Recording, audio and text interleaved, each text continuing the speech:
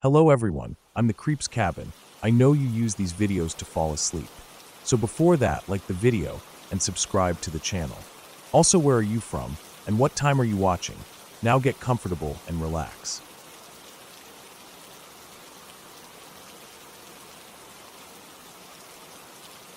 I remember that morning feeling colder than usual. We had left the house before sunrise, my dad and I, with nothing really planned except that he wanted to take a quiet drive and get out of the house for a bit. I think he was tired of sitting around on his days off, and he liked taking me places even when they didn't mean much to me back then. I didn't mind. I just liked being with him. He stopped at McDonald's on the way and got us sausage biscuits and hash browns. I still remember how the grease soaked into the paper bag and left those see-through spots on the cardboard drink tray.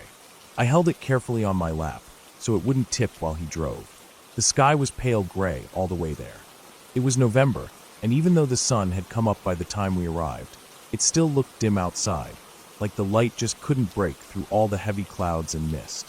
When he parked, he backed his truck up near the edge of a small hill where there were a couple old cannons lined up facing the fields below. I didn't think much of them, just metal with big wheels on each side, and the ends covered up with what looked like rust and dirt. We sat on the tailgate with our legs hanging off the back, eating our breakfast. The food felt warm in my hands. I could see my breath when I exhaled, but it didn't bother me. I watched my dad as he ate, his fingers blackened slightly with car grease even though he'd washed them before we left. He always carried that smell of old oil and metal. It made me feel safe, like nothing could really go wrong with him around. We didn't talk much while we ate. My dad wasn't big on talking unless he had something worth saying. I remember picking at the wrapper of my sausage biscuit, peeling off little pieces of paper and letting the wind catch them. The hill felt quiet except for a few crows in the trees behind us and the low breeze that kept brushing against my neck. The grass was a faded brown, and the fog rolled along the ground in thin waves, gathering thicker around the cannons and the small stone fence that lined part of the field below. The air smelled like cold dirt and rotting leaves. It wasn't strong, just the way the land smelled before winter came in fully. After we finished eating, I wiped my hands on my jeans because I didn't want to use the napkins for some reason.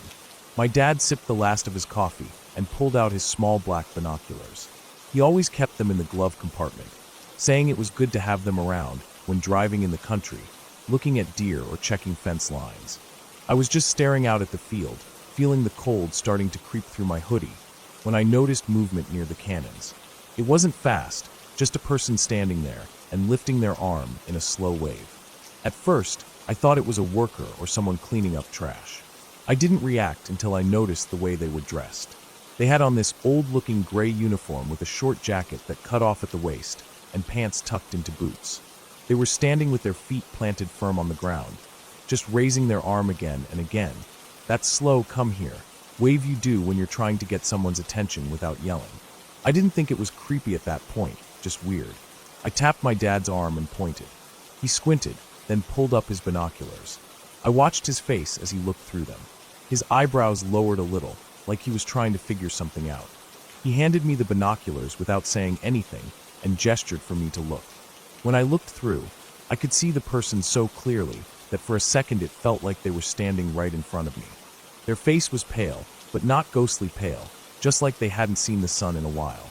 Their hair was brown and tucked under one of those small caps with the short brim, tilted slightly to the side. The coat buttons went up in a line to their chest, and they had a leather strap across their body that connected to something behind their back, probably a bag or a canteen. They didn't move anything but their arm, just kept doing that same wave. I lowered the binoculars and looked at my dad. He took them back from me and kept staring. Finally, he said, "I think there's some kind of reenactment today. Might be asking for help setting up." He sounded calm, but his voice had that thoughtful edge he got when he was planning something out in his head. Without another word, he hopped off the tailgate and set his coffee down carefully next to his foot. He adjusted his jacket and started walking down towards the cannons, his boots crunching softly over the thin frost on the grass. I watched him go, lifting the binoculars again to follow him. He walked with confidence, hands slightly out at his sides, like he was ready to catch himself if he slipped on the wet grass. The man didn't stop waving. As my dad got closer, maybe within 15 feet of him, I saw my dad slow down. His shoulders shifted back a little, and he tilted his head like he was trying to hear something or understand what he was looking at. He stood there for what felt like a long time, but it was probably just a few seconds. I watched my dad's body language change from confident to confused to tense. He didn't step any closer. Then suddenly he spun around and started running back up the hill towards me. His boots kicked up wet dirt and clumps of dead grass as he sprinted. I lowered the binoculars, confused and a little scared. I had never seen him run like that before. When he got to the truck, he didn't say anything. His breathing was hard, but it wasn't from being out of shape. He just grabbed the empty food bags and cups, tossed them in the back, and slammed the tailgate shut. I remember the way the metal rattled through the cold air. He walked around the truck fast, climbed into the driver's seat, and told me to get in. His voice was low and serious. I didn't ask questions. I just jumped down, walked around to my side, and got in.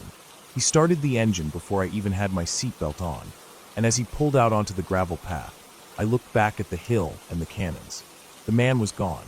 There was just empty fog moving slowly around the metal wheels and down towards the field. I didn't see him leave. He was just not there anymore.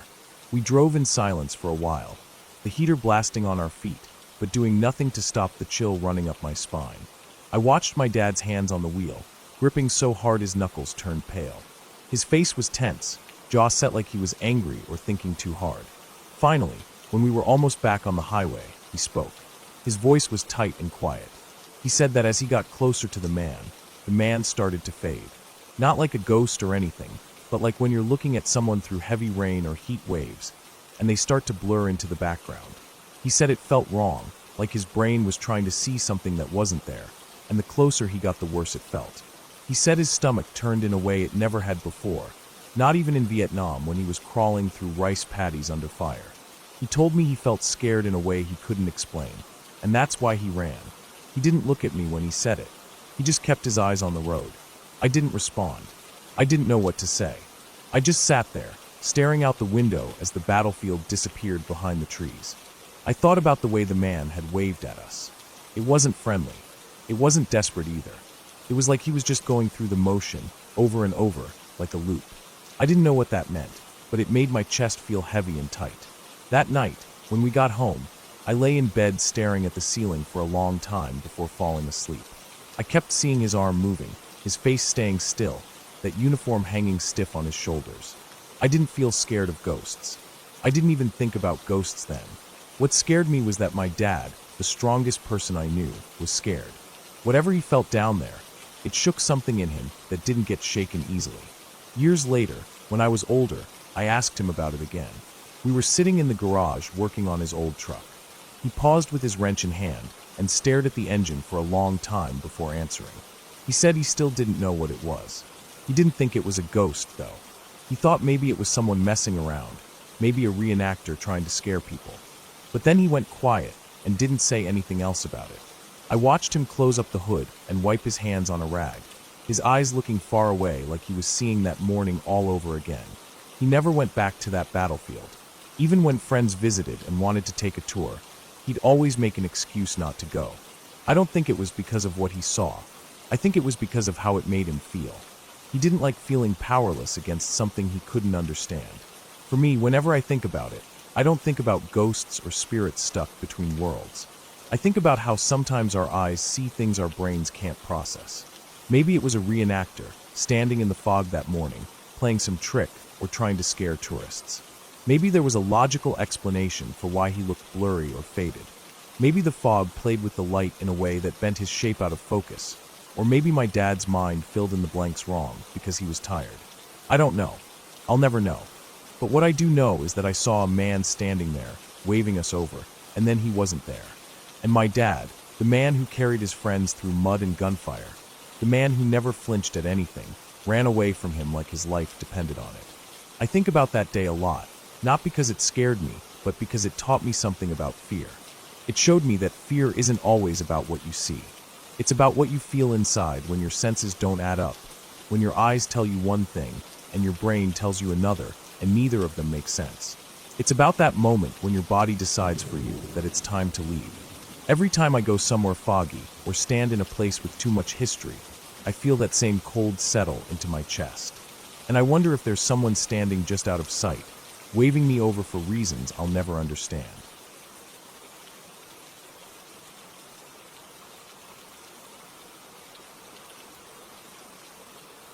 When I think back on that old house, the smell comes first.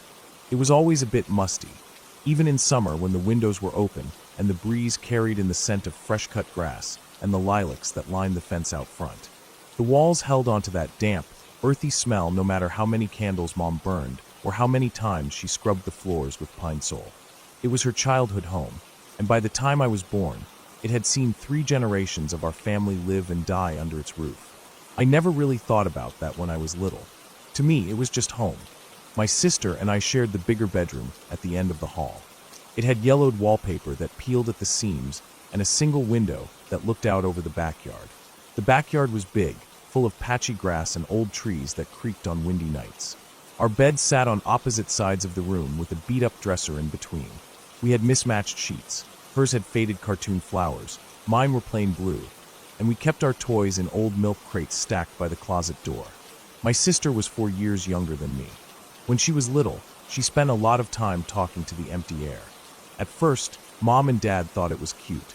They'd stand by the door and listen to her chatter away in her tiny voice, laughing at her stories about E. She said E was an old lady with gray hair who wore a long dress. E liked to sit with her when she colored or when she played with her dolls. I didn't pay much attention. I was older, busy with my own friends and my own games, and little sisters were mostly a nuisance. Back then, I didn't care about old stories or who used to live in the house. The grown-ups talked about it sometimes, usually in low voices when they thought we were asleep. I'd hear bits and pieces. How Mom's mother died when Mom was just a kid herself. How Grandpa had remarried a woman none of the family liked much. How there weren't any photos left of Grandma. I didn't know what any of that really meant. It was just old family stuff. The kind of thing you heard when the grown-ups were drinking coffee late at night, their voices soft and sad under the hum of the kitchen light. I remember the day everything started, or maybe the day it all cracked open for me. I was 13. It was early fall, that time when the air starts to smell like leaves, and the evenings come quicker than you expect. Mom had gotten a call that Grandpa wasn't doing well. He was in the nursing home on the edge of town, a low brick building that always smelled like bleach and stale pudding. When the call came, she grabbed her purse and yelled for Dad, who was in the garage. They left so fast Mom didn't even put on a proper coat. I watched them back out of the driveway from the front window. The taillights glowed red in the dusk. My sister and I were alone. I was in the living room lying on the carpet, flipping through a magazine. The TV was on low, just background noise. My sister was in our room. She'd taken to playing alone more often since she'd stopped talking about EE. It had been years since I'd heard that name. I thought maybe she'd grown out of it. She was 10 by then, old enough to know imaginary friends were for babies. It started with a click. I heard it over the murmur of the TV. A soft, mechanical sound, then a burst of static. I didn't think much of it. Our radio was old. It sat on the dresser between our beds, a plastic thing with a crack across the top where I'd dropped it once. Sometimes the dial stuck, or the volume knob slipped. Then the static turned into music. Loud. So loud it made the floor under my elbows vibrate. Then it cut out. Silence. Then it was loud again. Then silent. I thought she was messing with it, trying to freak me out. She did stuff like that sometimes, creeping around corners, jumping out from behind doors. So I got up, annoyed, and stomped down the hall. The light in our room was off. The only glow came from the hallway behind me, spilling across the carpet. My sister was sitting on her bed, legs crossed, hands in her lap. She looked wrong somehow, pale, stiff. Her eyes didn't move when I stepped inside. She was staring at the radio. It clicked on again. A burst of static, a voice half-formed like it couldn't find the right station. Then it roared at full volume. I went to the dresser, ready to yank the cord from the wall. But when I reached for it, my hand hit empty air. I looked behind it. No plug. I turned it around. The battery panel was gone. I knew there were no batteries in it. We hadn't used it in months because the batteries always died so fast. I felt cold all over, like I'd stepped outside in bare feet. The room was quiet again, except for my breathing and hers. I looked at her. She still hadn't moved. Her lips were pressed tight, her shoulders tense like she was holding herself together so she wouldn't fly apart. She whispered then, so soft I barely heard her. E. She said it again. E. I didn't know what to do. I wanted to yell at her, tell her to stop it, tell her to be normal. But I couldn't. Something about her face made my throat close up. I left the room. I left her sitting there with the dead radio and the smell of something old and dusty in the air. I called Mom from the kitchen phone, my hands shaking so bad I almost dropped it. Mom didn't answer at first. When she did, her voice was raw. She told me Grandpa was gone. She said they'd be home soon. I didn't sleep that night. I lay awake staring at the ceiling, every creak of the house sharp as a shout. My sister lay facing the wall. I watched her back rise and fall, small and steady. At some point, I must have drifted off because the next thing I knew the sun was up and Mom was home.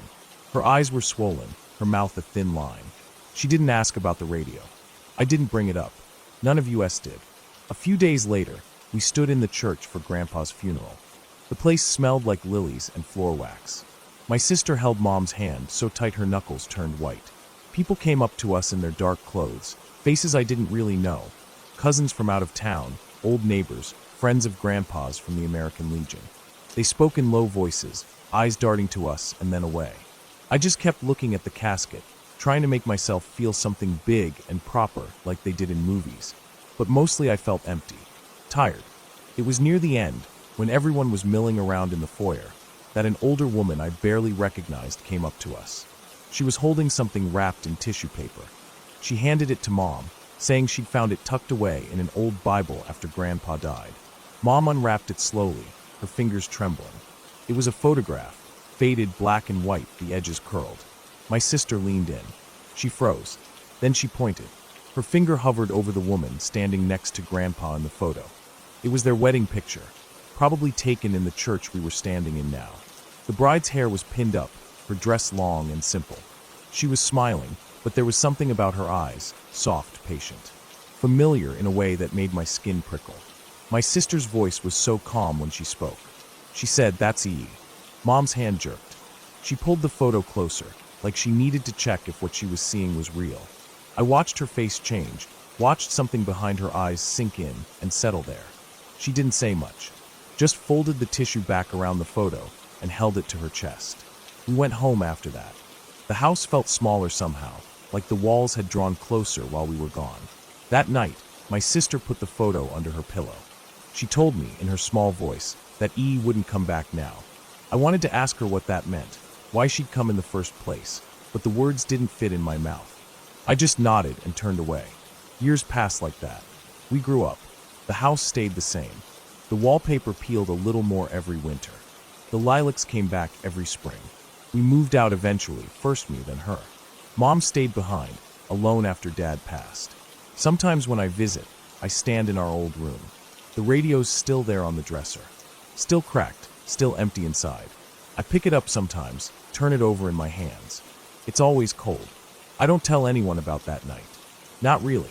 If it comes up, I laugh it off. Old house, old wiring, old kids with wild imaginations. But when I lay down at night, sometimes I see my sister's face the way it looked then. Pale, still, eyes fixed on something I couldn't see. I hear the click of the radio, that hiss of static. I wonder about the things we carry with us, the pieces of people that stay behind. I wonder if they ever really leave. Mom still keeps that photo in her dresser drawer. She says it helps her sleep, knowing there's a piece of her mother in the house with her. I guess that's true for all of us in a way. The house keeps the old things close. The smell, the creak of the floors, the faded wallpaper, and the lilacs by the fence. And sometimes, when the wind rattles the windows just right, I swear I can hear that soft click. Like someone turning the dial, trying to find the right station. Trying to remind me of what was always here, long before I knew how to listen.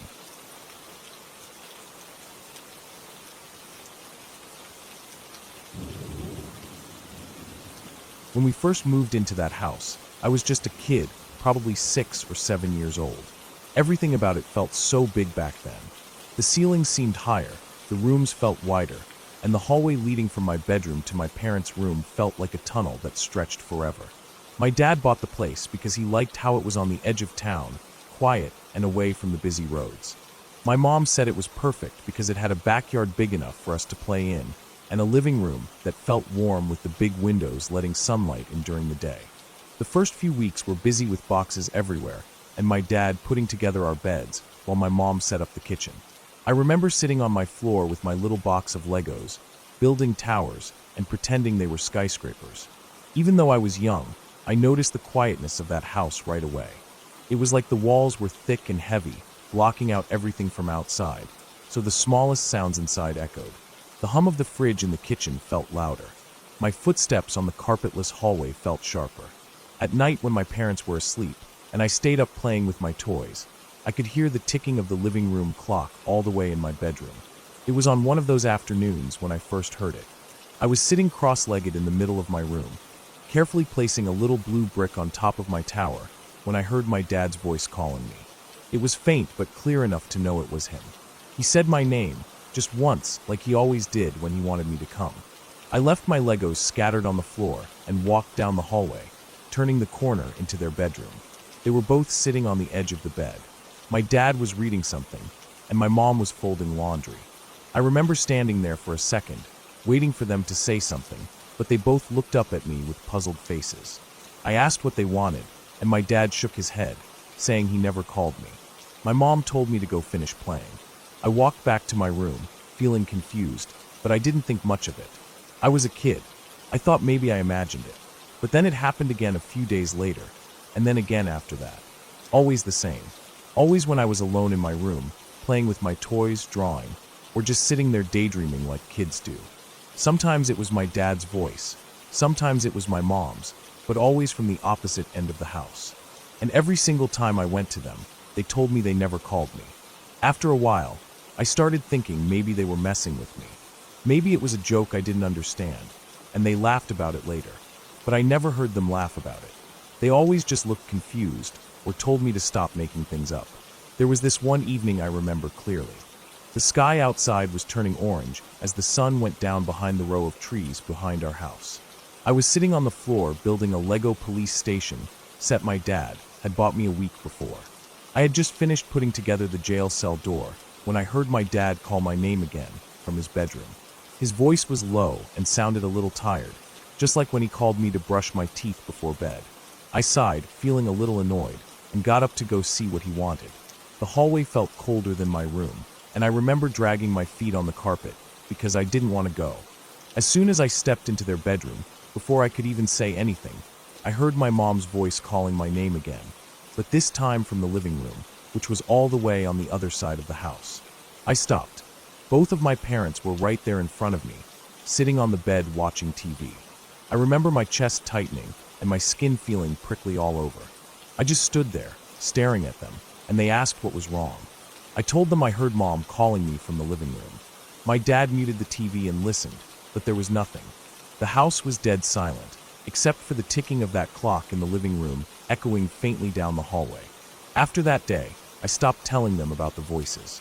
I just kept it to myself. But it didn't stop. It kept happening, always at random times. Sometimes days would go by without anything. Sometimes it happened twice in a day. When I got older, around 9 or 10, I started ignoring it. I would hear them call my name, but I wouldn't get up. I would just sit there, feeling my heart beating hard, waiting for it to stop. Sometimes I would put my hands over my ears and hum to myself to block it out. The older I got, the less I thought about it. When I was in middle school, I convinced myself it was just the house making noises. Maybe the wood shifted and made sounds that, as a little kid, I thought were voices. But then my brother started having sleeping problems. He was always tired during the day and sometimes fell asleep in the middle of talking. My parents took him to the doctor, and he was diagnosed with partial narcolepsy. They told us that people with narcolepsy sometimes hear things that aren't there, like voices or sounds. I started thinking maybe that's what happened to me too. Maybe I had it and didn't know.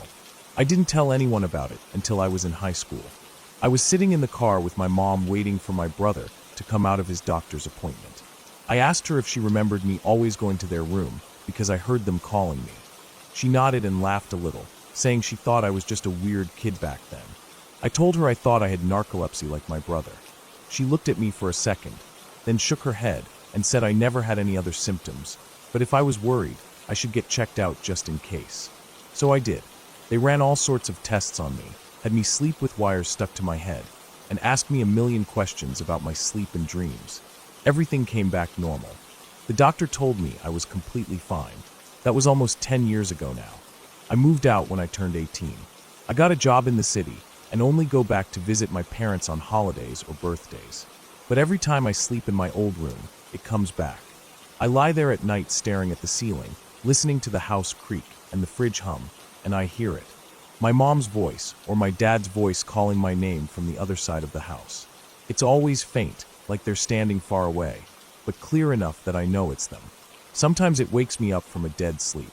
Sometimes I hear it right as I'm falling asleep, and it jolts me back awake, my heart pounding in my chest.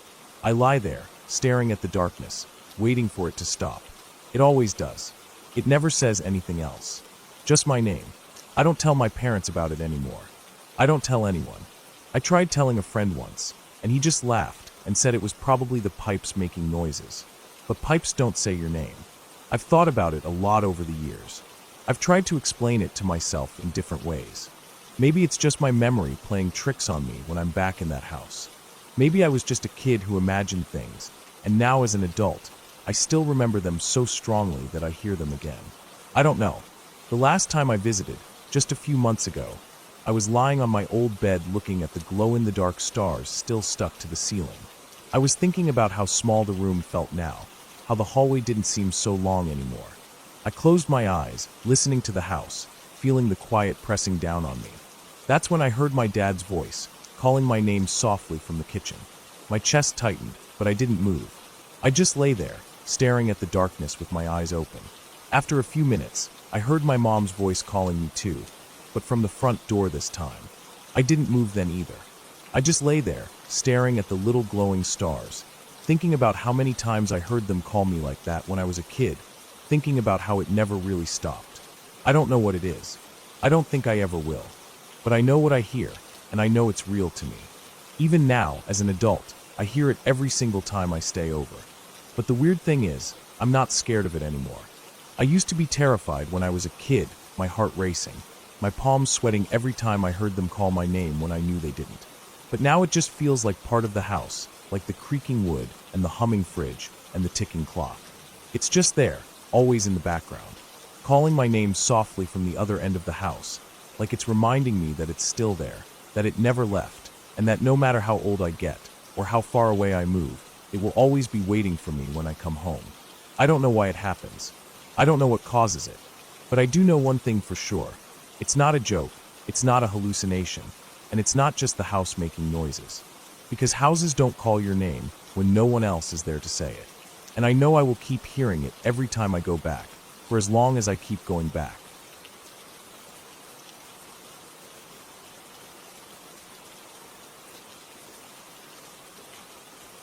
I remember it like it happened just yesterday, even though it was so many years ago. I was a nursing student back then, doing my clinical rotations on a medical surgical floor at a big hospital downtown. It was one of those long days where you wake up at 4 in the morning to catch the early train, carry your heavy bag full of books and supplies, wear your stiff white uniform that smells faintly of disinfectant and detergent, and arrive at the hospital just before sunrise when the world is still quiet. I was exhausted even before the shift began, but back then I was driven by adrenaline, by the excitement of learning, and by the silent fear that if I ever made a mistake it could ruin someone's life. That morning, our instructor assigned me to shadow a nurse named Diane. Diane was tall, broad-shouldered, and moved with calm certainty. She was the kind of nurse everyone trusted without thinking. Patients felt safe with her, and I felt safe just standing beside her. She didn't talk much, but when she did, her words carried weight. One of her patients that day was an elderly woman named Mrs. Hill.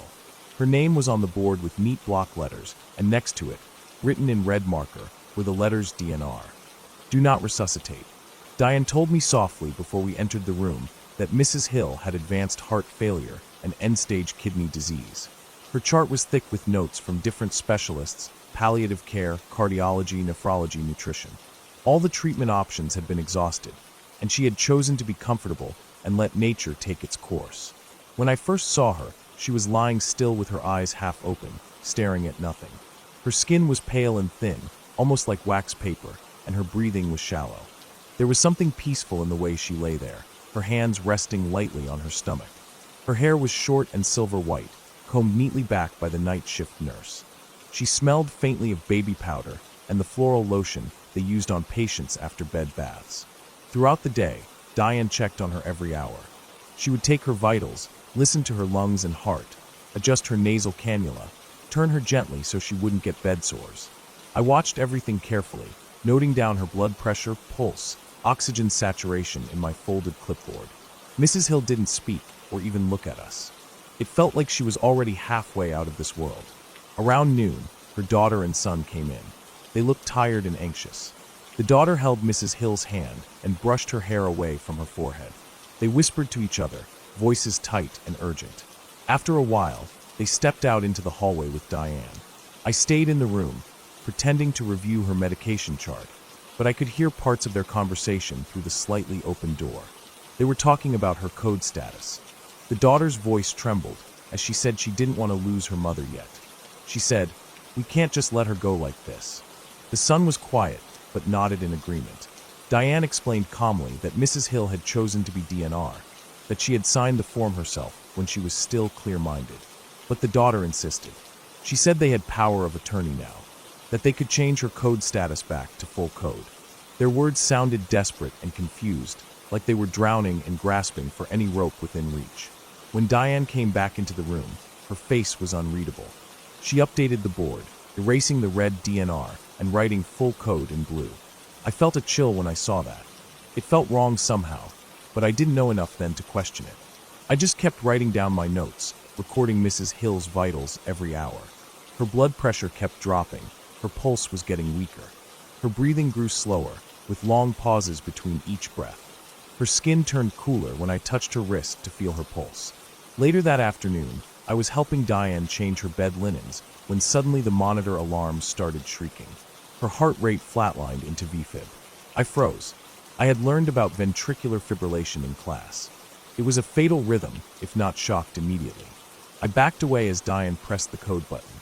The room filled with nurses in seconds. The crash cart arrived, clattering against the doorframe as it was pushed in. I stood in the corner, feeling my hands tremble. My eyes were wide open, taking in everything. The lead nurse started chest compressions, pressing down on her sternum with sharp, fast movements that made the entire bed shake. Another nurse was bagging her, squeezing oxygen into her lungs. The doctor arrived, a short older man with glasses slipping down his nose. He pulled the defibrillator paddles from the machine and pressed them against her chest after applying gel. "Clear," he said, and pressed the button. Nothing happened. No jolt, no twitch. He frowned, checked the wires, repositioned the paddles. "Clear," he said again, pressing harder this time. Again nothing. The machine stayed silent. The screen showed VFib, but no shock was delivered. He tried a third time, adjusting the energy settings, checking connections. Still nothing. I could feel the panic rising in the room, even though no one spoke it out loud. They continued CPR, switching people every 2 minutes to avoid fatigue. The doctor called for a different defibrillator to be brought in. While we waited, Diane moved to Mrs. Hill's head, brushing her hair back softly, keeping her airway open. I could see her eyes filling with tears, but she kept her hands steady. They brought in another machine, but by then it was too late. The first machine suddenly started working again, humming to life as they plugged it in to check. But Mrs. Hill's rhythm had turned to asystole. Flatline. No electrical activity left in her heart. The doctor called the time of death in a quiet voice. Everyone stepped back. The room felt heavy, like all the air had been sucked out. I stood there, staring at her still chest, at her pale face turned slightly to the side. She looked almost relieved, like a great burden had been lifted from her. Diane gently closed her eyelids and arranged her hands over her stomach. The daughter and son were outside in the hallway, sobbing into each other's shoulders when Diane went to tell them. I didn't hear what she said. I just kept looking at Mrs. Hill's face, thinking how peaceful she looked. After the family left, I helped Diane clean her body, removed her IVs, wiped away the gel from her chest, changed her gown to a clean white one with tiny blue flowers. We wrapped her in fresh blankets and placed a single flower from the nurse's station on her pillow. It felt like the only thing we could do for her now. That evening, when the shift was ending and we were finishing our charting, the biomedical technician came to check the defibrillator. He tested it multiple times. It worked perfectly. He frowned and said, "These machines are checked every single day. This never happens." His voice was tight, like he didn't know how to explain what had happened. I went home that night on the train, staring out the window at the dark city lights flickering past. I felt cold deep inside. I kept thinking about how she had made her choice clear. She didn't want to be brought back. She didn't want her last moments to be chest compressions and electric shocks. And in the end, despite everything, that's exactly what she got.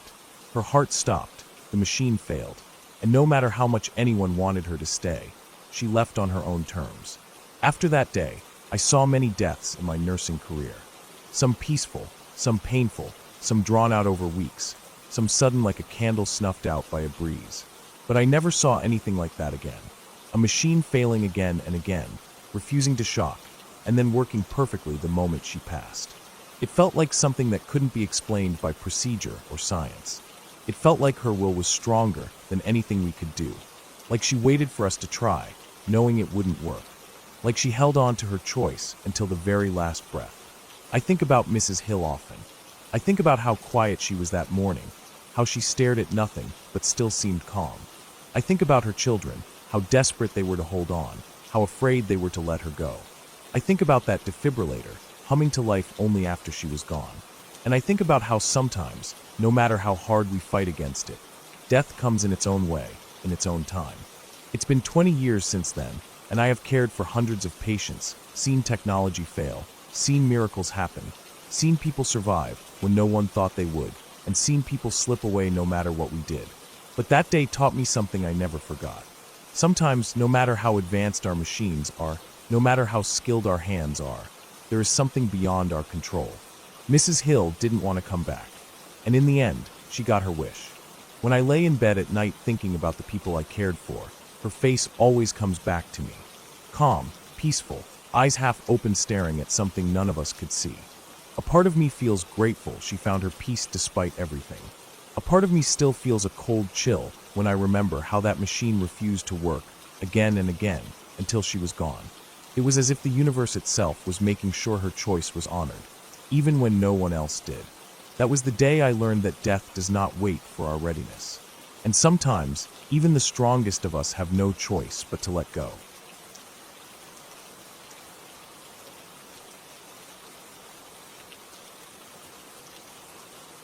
I remember that summer clearly. I was 16, out of school for a couple of months, feeling restless like any teenager with too much time on their hands. My grandmother was staying over for a few weeks, sleeping on the extra mattress we kept folded in the corner of my room. She liked being near us when she visited, probably because she felt safer around family in her old age. The room always felt smaller when she was there, smelled different too. She wore this lavender lotion that clung to the sheets after she lay down.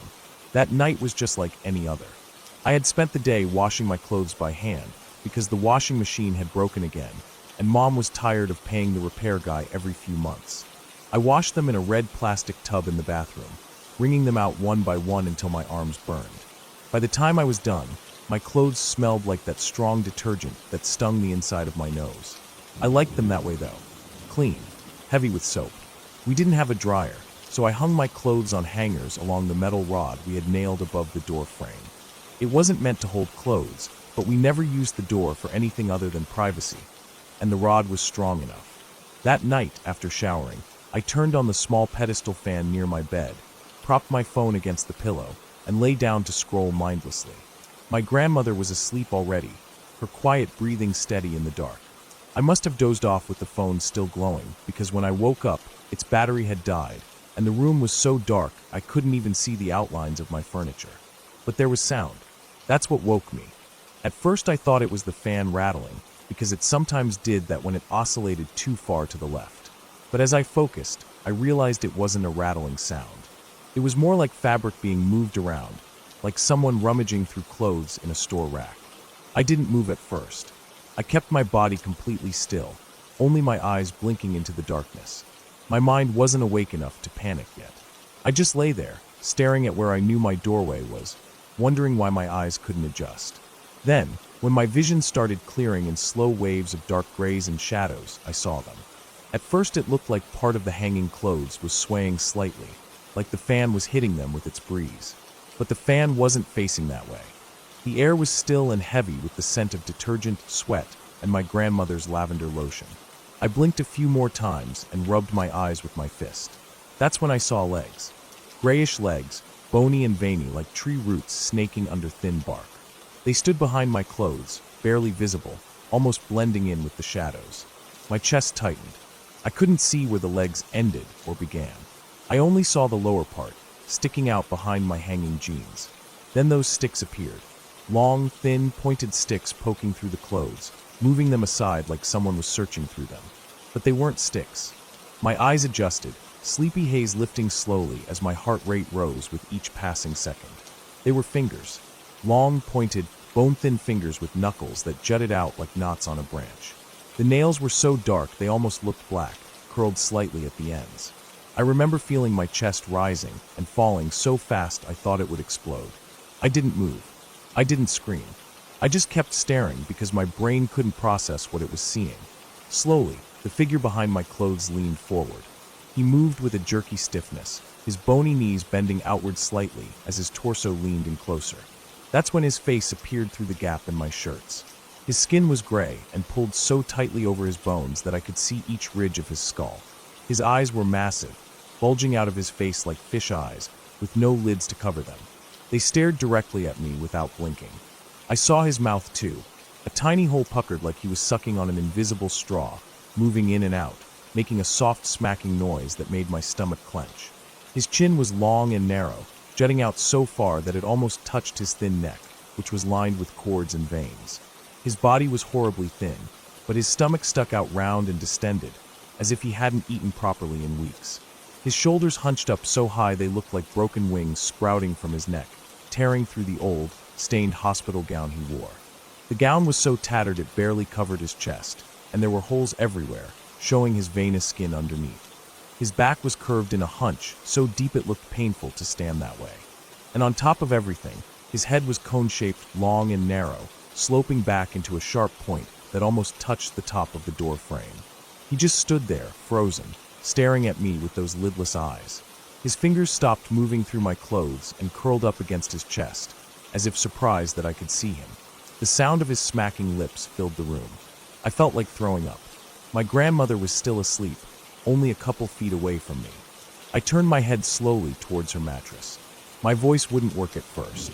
I tried again, this time forcing a scream from my throat, but it came out like a croak. I reached over, grabbing her blanket and shaking her with trembling hands. My eyes flicked back to the doorway. He hadn't moved. He just kept staring at me, puckering his lips again and again. His fingers twitched, curling and uncurling like dry, dead spiders. I shook her harder. My grandmother stirred, mumbling something under her breath. The rustling of her mattress felt so loud in the silent room. I looked back at the figure. He was still there, but something had changed. His shoulders tensed up like he was about to move forward. My heart felt like it was beating in my mouth. Then my grandmother sat up. Her hair was messy, falling over her eyes as she looked towards me with confusion. I opened my mouth to say something, but before any words came out, I glanced back at the doorway. He was gone. There was nothing there except my clothes swaying slightly, the hangers creaking softly as they settled back in place. The fan kept humming. The room felt just as it had before, small, stuffy, and dark. My grandmother rubbed her eyes and asked me what was wrong, but I didn't say anything. I just lay back down, staring at the ceiling, listening to my blood rush through my ears. That morning, I woke up with my neck stiff from sleeping so tense. I walked to the doorway and touched my clothes. They were still damp, cold from the night air. I checked behind them, touched the walls, tapped the door frame. Nothing. My grandmother was making tea in the kitchen. I didn't tell her what I saw. But the truth is, things had already been feeling wrong in the house weeks before that night. I'd been having these nightmares that felt so real I woke up drenched in sweat, heart thumping as if I'd run for miles. Some nights I would wake up to my bedroom door slamming shut on its own. It wasn't the wind. I always kept the windows closed because of mosquitoes. The door would slam so hard the entire room shook. I'd get up, open it again, and try to go back to sleep, but it always left me awake for hours, staring into the shadows. Another night, about a week before seeing him, I woke up feeling hands on my feet. Not just one hand, but several, all grabbing at my ankles, my calves, my toes. It felt like fingers wrapping around each part of my legs, cold and rough. I kicked and pulled my legs up to my chest. When I turned the light on, there was nothing there. My feet felt numb for hours afterwards. Every morning, I would wake up more tired than the night before. My eyes felt heavy all day in school. I stopped wanting to eat breakfast. I stopped laughing at jokes my friends made. My mom asked me if I was getting sick, but I told her I was fine. After that night, after seeing that gray man, I couldn't keep it inside anymore. I told my parents everything. The dreams, the hands, the door slamming shut, and finally what I saw in my doorway. My mom listened without interrupting, and when I finished, she didn't say anything for a long time. My dad stared at the floor like he was thinking of the right words to say. A few days later, my parents called a priest they knew to come over. He walked through the house with a small metal container of holy water, sprinkling it in every room, muttering prayers under his breath. When he got to my room, he paused for a long time by the door frame. He pressed his fingers against the wood, leaning in so close his nose almost touched it. Then he sprinkled extra water there and prayed a little louder. When he left, the house smelled like burnt wax and incense for days. My mom said the priest told her everything would be fine now, that it was just something that had attached itself to the house, and it was gone. But I don't know if it was ever there in the first place. Sometimes I wonder if my own head made it up. If my body was so tired from stress and nightmares that it created something that didn't exist. Some people say the brain can do that, create things so real you feel their touch, hear their breathing, see their eyes watching you in the dark. After the blessing, the nightmares stopped. My door stopped slamming shut. I never felt those hands again. But I never slept with my door open again either. Even now, years later, every night before I go to sleep, I walk over to my bedroom door and shut it completely. I press my palm against the wood, feeling its solid warmth, and listen for any rustling on the other side. Then I lock it, just in case. Because whether he was real or not, I know what I saw. I know how those eyes felt staring at me, how his mouth puckered and moved like he was sucking on something invisible, how his shoulders shook as he stood there, frozen in place. I know how his fingers curled against his chest like they were made of dry sticks ready to snap. I know how it felt to be looked at like that, not like a person, but like something he wasn't expecting to see. And I never want to feel that again.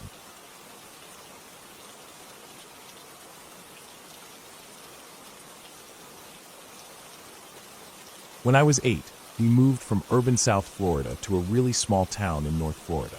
It felt like something straight out of a Goosebumps book. Everything was so quiet, the air felt heavier, and the town seemed stuck in another time. The roads were lined with oak trees draped in Spanish moss, and most of the buildings looked older than anyone I'd ever met. Even the air smelled different, like damp wood and dirt. My parents had bought a house on a small road outside town. The nearest neighbor was about half a mile away, and the woods started right behind our backyard. I had always lived in apartments before, surrounded by cars, shops, and the constant hum of traffic. Here it was so silent at night that it made my ears ring. A lot of weird things have happened since we moved there 15 years ago, little things that made the place feel off. Like the time we found a deer with its neck twisted around the trunk of a pine tree, or the time my dad swore he saw a person standing between the trees watching him while he mowed the yard. But when he went over, there was no one there. Or how our dog, who was never scared of anything, would refuse to go into the backyard after dark, growling low at the tree line. But the weirdest thing I ever heard about happened years later, after I had moved out for college, when my sister moved back in with my parents for a while. My sister had gotten married young. Her husband worked construction jobs out of state, and sometimes out of the country. About 2 years after they married, he got shipped off to Afghanistan, leaving her alone with their newborn son. She had been living with him in a small single-wide trailer in the woods about 10 miles from town. The place was quiet and felt isolated. Even with him home, she used to say it gave her a bad feeling sometimes. After he left, the loneliness of raising a newborn out there by herself became too much for her. She said she felt like the walls were closing in on her, like she could hear every tiny noise in the woods, and it made her skin crawl. So she packed up what she needed for her and the baby and moved back into my parents' house for a while. Her old bedroom was still set up from before she moved out. It had a small window facing the backyard and a big old wooden bed that had been in the family for decades. She put her baby's bassinet right next to it. At first, everything seemed normal. She liked having my mom around to help with feedings and diapers. She liked being able to take a shower without worrying the baby might wake up crying with no one to check on him. But after a few weeks, little things started happening that she didn't talk about for a while. The first thing she noticed was that sometimes, when she was half asleep, she'd hear the headboard of her bed hit the wall behind it. Not just creaking, but slamming, like someone pushing it forward then letting it bounce back. At first, she thought it was her shifting in bed. She had just had a baby and was still getting used to how her body felt, heavier and sore all the time. But she said it happened on nights when she was lying completely still, almost drifting off to sleep, and suddenly the headboard would slam into the wall once, then silence again. She tried not to think about it, telling herself the floors in the old house shifted sometimes, and maybe the bed frame wasn't sitting evenly. Then one night, she woke up because she felt something tickling her side. She was lying on her back, the baby asleep in the bassinet, and she felt it so clearly. It felt like when we were kids and used to drag a finger lightly across each other's arms to annoy each other. She felt it move from her ribs down to her hip. She said she jerked away from it and sat up in bed, but the room was silent and the baby was still asleep. She told herself maybe it was just a muscle twitch or a nerve reaction. She was sleep-deprived and stressed, and sometimes your body plays tricks on you when you're in that state. She tried not to think about it, but a week later, something else happened. It was the middle of the night, and my mom woke up to my sister screaming. She ran into her room thinking something was wrong with the baby, but what she saw made her stomach drop. The entire bed was shaking violently. It wasn't subtle or small. The mattress was lifting up on one side then slamming down, shifting side to side, like a boat going over rapids. The old wooden frame was creaking so loud it echoed down the hall. My sister was clinging to the baby, curled up around him with wide eyes. My mom rushed over and grabbed her arm, and as suddenly as it started, the shaking stopped. The baby had slept through the entire thing, his tiny face peaceful against her chest. They didn't tell anyone about it for a while. My sister was embarrassed and didn't want people thinking she was losing her mind. My mom thought maybe it was an earthquake, but nothing else in the house moved. There were no reports on the news about tremors that night. The rest of US didn't find out until weeks later, when my sister finally talked about it over dinner one evening. Her face was pale as she spoke, and she kept rubbing the side of her neck like it hurt. After that, it kept happening in small ways. Sometimes, she'd wake up and feel her hair being pulled. She wore her hair in a ponytail most nights, so it wouldn't get in the baby's face while she nursed him. One night, she was sitting up in bed feeding him, her eyes half closed, when she felt a strong yank on her ponytail. Her head snapped back so fast it hurt her neck.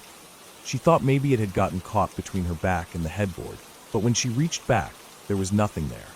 Before she could adjust her grip on the baby, it yanked again, pulling her head sideways. She let out a sharp cry and clutched her son tighter. The baby stirred, making little noises, but didn't fully wake up. After that night, she started sleeping in my old bedroom instead. But even then, she said the air in the house felt heavy, like someone was always watching her, curious and unblinking. She started leaving a small lamp on at night. The baby didn't seem to notice anything wrong. He was always calm, sleeping peacefully in his bassinet, unaware of the tense way his mother would lie awake next to him. My mom and sister are tough people. They've both been through a lot, moving from place to place when we were little, barely scraping by sometimes, but always finding a way to keep going. They didn't want to leave the house or make it a bigger deal than it was. They just kept living there, doing what they always did. Cooking meals, watching TV, taking care of the baby. Over time, the shaking stopped happening. The hair pulling stopped. The slamming headboard didn't slam anymore. My sister stayed for about 6 months before moving back to her trailer when her husband came home. She still talks about those nights sometimes. She says she doesn't really know what to think about it. She's not the type to believe in ghosts or spirits. She thinks maybe it was the house settling, or maybe she was just so tired that her senses got mixed up and she imagined it all, even though she knows how real it felt at the time. My mom says the same thing. She remembers standing there in that dimly lit bedroom at 3 in the morning, watching the bed rock so hard it scraped against the floorboards. She remembers the way the baby slept through it, and how my sister's hair was pulled so hard it left her scalp sore for days. But she doesn't talk about it often. When she does, she just shrugs and says old houses do weird things. Sometimes with shifts. Sometimes old metal bed frames rattle with the right vibration in the ground. Sometimes your nerves twitch and your hair catches on something without you realizing it. And sometimes you just don't know the reason. All I know is that the house still stands there today. My parents still live there. They've remodeled parts of it over the years. Painted the bedrooms, replaced the carpets with wood flooring, put new siding on the outside. But the bones of the place are the same. The layout is the same. The room where my sister stayed is now used as my mom's sewing room. The old bed was taken apart and burned in a bonfire years ago because the wood was warped and cracked. Sometimes when I visit, I walk past that room and glance in at the sewing machine by the window, the baskets of fabric stacked on the floor, the neat little jars of buttons and spools of thread lined up on the shelf. It feels normal now. Nothing heavy in the air, no slamming noises, no feeling of eyes on you.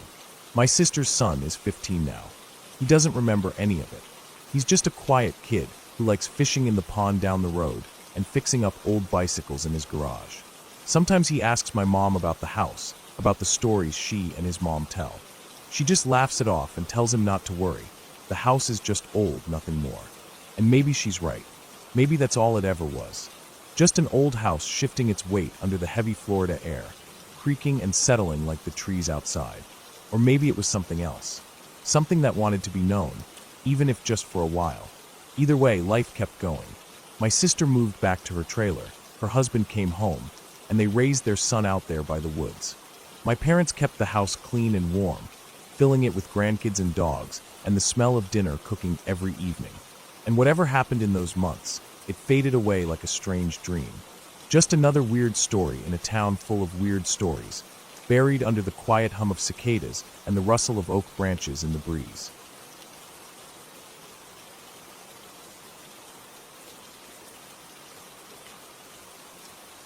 I don't tell people this story much.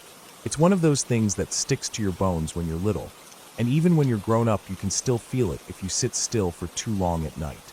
I was maybe 7 or 8. I don't remember the month exactly, but I know it was cold. Cold enough that the windows would sweat on the inside, and I'd draw shapes in the fog before going to bed. My room wasn't small like my friends' rooms. It was bigger than I really needed. The carpet was this rough brown stuff that made my knees itch if I played with my toys too long. The window was right by my bed, big enough that if I stood on my mattress, I could see over the bushes to the street. That night, I remember my mom had tucked me in and told me good night like she always did. She'd left the hallway light on because I hated the dark. I also had my little blue radio next to my bed. I don't know why I always kept it on. Maybe because I didn't like the silence. Silence made every tiny creak sound bigger. Made the shadows look like they moved when they really didn't. I think it was just after midnight when I heard it the first time. A bang on the window. Not a loud one, more like someone tapping but with a flat hand, like a dull thud. I blinked awake and stared at the ceiling first, trying to figure out if I'd dreamt it. When it came again, I turned my head toward the window. I couldn't see much. The curtain was drawn, but a strip of orange streetlight cut through the middle. I lay there a while, telling myself it was just the wind. The wind did weird things around my house, especially in winter. It made the siding crack. It rattled the gutter sometimes. I pulled my blanket up to my chin and tried to focus on the radio. The song playing was slow, sad. It had that echoey sound like the singer was far away. I didn't know the words then, I still don't, but if I ever hear that tune now, I swear I feel my stomach drop. I closed my eyes and tried to pretend the tapping wasn't there, that it was just the trees. But then I heard it. Footsteps. It didn't sound like grown-up footsteps. Grown-ups were heavy and my dad's boots always thudded. My mom's slippers made this soft whisper on the carpet. These sounded more like a shuffle, like someone in socks dragging their feet just enough to hear. It came from the corner of my room by the toy box. I opened my eyes again and stared at the ceiling. I didn't want to look. I thought if I didn't look, maybe it would go away. I could almost hear my mom's voice in my head telling me it was just the house. Old houses settle, she'd say. The wood shifts, the pipes moan a little. But houses don't walk in circles. The shuffling went along the wall by my desk, then by the closet door. My closet was open a crack. I never closed it all the way. I don't know why. Maybe I thought if the door was open I'd see if something was in there before it jumped out. The footsteps stopped for a second, and I held my breath. The radio kept playing that sad song. The DJ's voice mumbled low after that, saying something I couldn't make out. Then another song started, but it wasn't any happier. I pulled the blanket over my mouth. My eyes started to water. I wanted to yell for my dad, but my voice felt stuck. I could feel the cold start in my toes first, like the warmth of my blanket wasn't enough anymore. The air got sharp, like when you open the freezer and stick your face in. The footsteps started again, slower now, like they knew I was listening. They moved across the open space at the foot of my bed. I thought maybe if I stayed really still, whoever it was wouldn't see me. I stared at the ceiling so hard my eyes stung. I counted in my head, 1, 2, 3, over and over. I tried to focus on the numbers and not the sound. My breath made a little damp spot under the blanket. I wanted my mom. I wanted her to come in and turn the light on and tell me to stop being silly. I don't know how long I lay like that, but the footsteps didn't stop. They just kept circling, by the window, by the toy box, by the closet, around my bed. Once they stopped right by my head, near my nightstand. I thought I could hear breathing, but maybe it was just me, trying not to cry too loud. The radio crackled when the next song came on. It was softer, but just as sad. It felt like the music made the cold worse somehow, like it belonged to whatever was in my room. Finally, I decided I couldn't take it anymore. My parents' room was just down the hall. If I could get there, I'd be okay. My dad was big and loud, and nothing bad ever happened when he was around. I counted to 3 again and threw the blanket off me. When my feet hit the carpet, the cold bit through my pajamas like I'd stepped barefoot onto ice. I felt it climb my legs, up my back. The footsteps were between me and the door. I had to cross that open space. I could see my breath puff out in front of me. I'd never seen that inside the house before. I tiptoed to the edge of the bed and took 1 step forward. The carpet felt like frozen grass. I didn't want to look, but I couldn't help it. My eyes flicked to the corner by the closet, and that's when I heard it. Not a voice like someone talking right next to you. It was quieter, like a whisper caught in the walls. 2 words, "I'm lost." That's all. My chest locked up, and my legs moved before I even thought about it. I ran. My feet slapped the cold floor, and my breath came out in short white bursts. I didn't look back. I didn't want to see what was there. I didn't want a face to stick in my head forever. I hit the hallway and nearly slipped on the wood floor. The light was still on, this dim yellow bulb that should have made me feel better but didn't. I sprinted for my parents' door, my bare toes hitting the doorframe hard enough to make me yelp. I didn't even knock. I just dropped to my knees and crawled under their bed. It smelled dusty under there. Old shoes, boxes, the underside of the mattress. I pressed my face to the carpet and curled up as small as I could get. I could hear my dad snoring above me. My mom shifted once and sighed but didn't wake up. I lay there and listened for footsteps, but I didn't hear anything. I stayed like that until my eyelids got too heavy. At some point, the cold faded, but my feet stayed numb for a long time. When I woke up the next morning, my dad was confused when he found me under there. He laughed a little and asked if I'd had a nightmare. I nodded but didn't say anything. He carried me back to my room and tucked me in again. The carpet felt normal under my feet when I got out. The air was warm enough that my breath didn't show. My window was closed and locked, just like always. For days after that, I didn't want to be alone in my room. I'd drag my toys into the hallway or into the living room and make excuses. My mom would scold me to pick up after myself, but I'd nod and not really answer her. At night I'd try to stay awake as long as I could, but the radio didn't help anymore. I turned it off after that night. Silence was better than that sad song playing again. Sometimes I'd wake up in the middle of the night and stare at the ceiling, waiting to hear that tapping on the window. But it didn't come back. Not like that anyway. A few times I'd swear I heard shuffling in the corner, but it might have been my own blankets. I never told my parents what I really heard. They wouldn't have believed me. They'd say it was a dream, or my imagination, or the house settling. I grew up in that room. I moved my bed to the other side when I got older, so my head wouldn't be by the window anymore. When I got taller, I stopped thinking about the thing in the corner so much. I still get uneasy sometimes when the wind bangs on the glass, or when the house pops and groans at night. Years later, when I was in high school, I found an old box in the attic. My parents had forgotten it was there. Inside were a bunch of my baby clothes, some toys, and a stack of papers from before we lived there. It turns out our house was built on a piece of land that used to be part of a much bigger property, an orchard that shut down decades ago. The original farmhouse was torn down, but some of the foundation was still buried out by the edge of our backyard, near the woods. I don't know why, but seeing that made something in my chest twist. Like maybe the voice I heard that night wasn't really in my room at all. Maybe it was stuck here long before my family moved in. I don't think about it too hard. I don't like to. I moved out as soon as I could. I still visit my parents, sleep in my old room sometimes when I stay over for holidays. They turned it into a guest room now, new carpet, fresh paint, different furniture. But the window's still there. The streetlight still cuts through the curtains the same way. Sometimes I wake up, and for a second I feel like I'm 7 again, listening to footsteps circle my bed while a sad song plays in the dark. I don't use a radio when I sleep anymore. I don't keep the closet cracked open either. I shut it tight every time. I still dream about the cold, though. About standing in that empty space where my breath turned white. Sometimes in my dream I hear it again, that same whisper. I'm lost. And I wake up feeling like maybe it never really left. Maybe it's still there, circling in the quiet, waiting for someone to wake up and listen.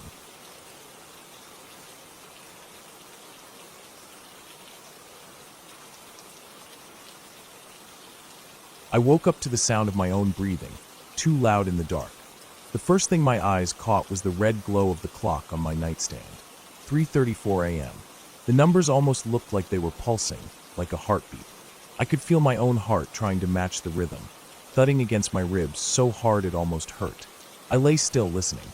At first I thought it was just the wind, maybe the old siding creaking or a branch tapping the window. But then it came again, this rattling sound from somewhere below me. It wasn't the wind. It was too steady, too deliberate, metal clinking against something else. I'm 17. I tell myself that because I feel like a kid just then, blanket pulled tight under my chin, eyes wide open in the dark like I'm 5, and convinced there's something under the bed. I shift my legs, trying not to make the mattress squeak. The rattling goes on, then stops. Silence makes it worse somehow, like the house is holding its breath. I swing my legs over the edge, and wince when my heel taps the wooden floor. It feels like a gunshot in the silence. I freeze, listening. Nothing. I get up, trying to remember every loose floorboard in my path. My door always sticks a bit. I turn the knob slow, careful not to let the latch click. The hallway feels colder than my room, and it's so dark I can't see the end of it. My parents' door is halfway down. I tiptoe, rolling my feet like they taught us in PE for that stupid silent walk drill. The carpet under my toes is rough and scratchy. When I reach their door, I nudge it open just enough to peek. Their bed is empty. No shapes under the covers, no sound of Dad's snoring or Mom's restless sighs. Just the sheets pulled back like they left in a hurry. I stand there for maybe 30 seconds, willing my eyes to adjust. Nothing. The clock in their room says the same, 3:34 a.m. I close the door soft and stand in the hallway, feeling the cold draft slide up my legs under my shorts. Next is my brother's room. He's 19, always up late, gaming or blasting music through his headphones so loud I can feel it through the walls. But tonight it's quiet. A thin strip of light leaks out from under his door. I knock once, so soft my knuckles barely touch the wood. Nothing. I open it. His chair is there, the big black gaming chair he begged for last Christmas. The screen is lit up with the desktop wallpaper, his headphones tangled on the desk. The bed's empty. No sign of him. I stand there a second longer than I should. The rattling downstairs starts again, louder this time, mixed with something softer, like fabric dragging. I tell myself it must be them, my parents and brother, moving stuff around for some reason. But why would they be up in the middle of the night? Why didn't they say anything? Maybe someone died, I think. Maybe they're packing to go somewhere. But then why wouldn't they wake me up? The sound shifts, turns into a dull thud, then another. I pull the door closed and step back into the hallway. My chest feels tight. I move down the stairs, each step slower than the last. There's a small nightlight plugged into the outlet near the bottom, but it barely does anything.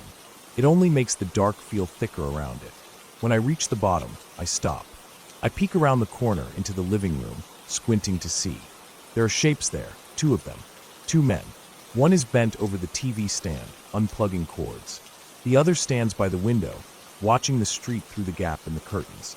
I don't breathe. I press myself against the wall, my bare shoulders sticking to the cold paint. I can see their shoulders, their backs. They're not my dad or my brother. 2 big, wrong clothes. One wears a jacket with a hood up. The other has a beanie pulled low. I can't see their faces. They don't talk. Just keep working, quiet but not quiet enough. I move 1 foot back, then the other. Slow. Slow. The step creaks under me and I freeze. Neither of them looks up. I move again, backward up the stairs. Every muscle in my legs feels like it's tearing, trying to keep from putting my full weight down. I reach the top, heart slamming so hard I think they must hear it. I don't look back down. I don't dare. I get to my room, close the door slow. The latch clicks louder than I meant it to. I twist the lock, then press my back against the door, trying to breathe. My throat feels dry, my eyes sting. I'm staring at the door handle, waiting to see it move. Then the banging starts. A single fist or boot hitting the wood. I jump so bad my teeth clack together. Again, bang, bang, bang. I shove my dresser over, scraping it across the floor, books and random junk clattering down. The banging goes on. I slide down to the floor, knees pulled up, hands over my ears. Then silence. My head is buried in my arms, but I know it's quiet. I peek out. Nothing. No banging, no rattling. Just my breathing, ragged and too loud. Then I'm in bed. My eyes open. I'm staring at the ceiling. I turn my head. The clock says 3:34 a.m. again. For a second, I think I'll puke. My sheets are damp, stuck to my skin. I sit up, rub my eyes, tell myself it was a dream. Just a dream. The air feels stale. My throat hurts. I tell myself to get up, to go check. I do. My feet hit the same cold floor. Same sticky doorknob. Same hallway. Parents' door, open, empty. I check my brother's room. Same light, same empty bed. My stomach twists. Downstairs, I pause at the top step. I can hear voices now, angry, sharp. I move down, crouching low so my head barely peeks over the banister. The two men are in the kitchen. The light's on. One has my dad by the collar, shaking him so hard his head snaps back. My mom stands near the fridge, hands over her mouth. My brother's at the table, frozen, eyes wide. I can't hear the words, but I know they're bad. I see the glint of something metal. A knife, or maybe just something they grabbed. My dad's face is red, twisted. I don't wait. I turn and bolt back upstairs. My feet slam each step. I don't care how loud it is now. I get to my room, slam the door, twist the lock so hard it almost snaps. I drag the dresser back, press my shoulder to it, breathing so hard I feel dizzy. The banging comes faster this time. Louder. The door shakes in its frame. I close my eyes, press my palms over my ears, try not to scream. The banging gets softer, or maybe I'm drifting away from it. I feel heavy, sinking down into the floor, my knees pressed into my chest, cheek against the wood. I open my eyes again. I'm staring at the ceiling. The clock says 3:34 a.m. I don't move at first. I just lie there, eyes on the glowing numbers. They look like they're burning holes in the dark. I think about getting up, about going to check. But my body won't move. My arms feel like they're full of sand. I listen. Nothing. No rattling. No banging. Just the tick of my heart and the quiet hum of the old house settling. The next time I wake up, it's light outside. The sun is leaking through my blinds, striping the floor. My alarm says it's almost noon. I'm still in the same position I fell asleep in, curled up tight, blanket twisted around my legs. I sit up slow. My neck aches. My head feels stuffed with cotton. Downstairs, my mom is making coffee. I can hear the sound of the machine sputtering, the smell drifting up. My dad is in his chair, scrolling on his phone. My brother's voice drifts up from the basement. He's yelling at his game again. Everything is normal. I stand at the top of the stairs for a long time, staring at them, listening to the normal sounds of my house. My mom sees me and waves her mug at me to come down. I do, but my legs feel shaky, like they don't belong to me. I don't tell them. I sit at the table, sip the coffee she pours for me even though I hate it black. I watch the morning light spill over the counter, catching on the shiny toaster, the half-open cereal box. I keep glancing at the living room. The TV is still there, cords plugged in just like always. No dents in my bedroom door, no dresser dragged across the floor. Nothing. The whole day feels off. I drift from room to room, touching things, door handles, tabletops, the cold metal edge of the sink, just making sure they're real. My mom asks if I'm sick. I tell her I'm fine. I go back to my room and sit on the bed, staring at the clock. I check it every hour like it's going to do something. That night, I leave my door open. I don't care about the draft. I keep my lamp on, too, the soft yellow glow making the shadows look smaller. I still hear every creak, every tick of the house, but nothing happens. I don't sleep for more than 20 minutes at a time. Every time I close my eyes, I'm back there, dark hallway, rattling downstairs, empty beds. Sometimes I think I hear the banging again, but it's just my heartbeat. It takes almost 2 days before I sleep right again. The next night, when I finally drift off, I dream about school. Stupid boring stuff, missed homework, showing up to class in my pajamas. I wake up with the sun already up, the clock saying 7:15 a.m. normal time. Weeks go by and nothing else happens. But I still watch the clock when I lie in bed at night. I catch myself staring at the red numbers, half hoping they won't settle on 3:34. When they do, and sometimes they do, I lie there and hold my breath until it flips to 3:35. Nothing rattles anymore. No banging. Just my own heartbeat in the dark, reminding me how thin the line is between asleep and awake, and how sometimes you can't tell the difference until it's too late.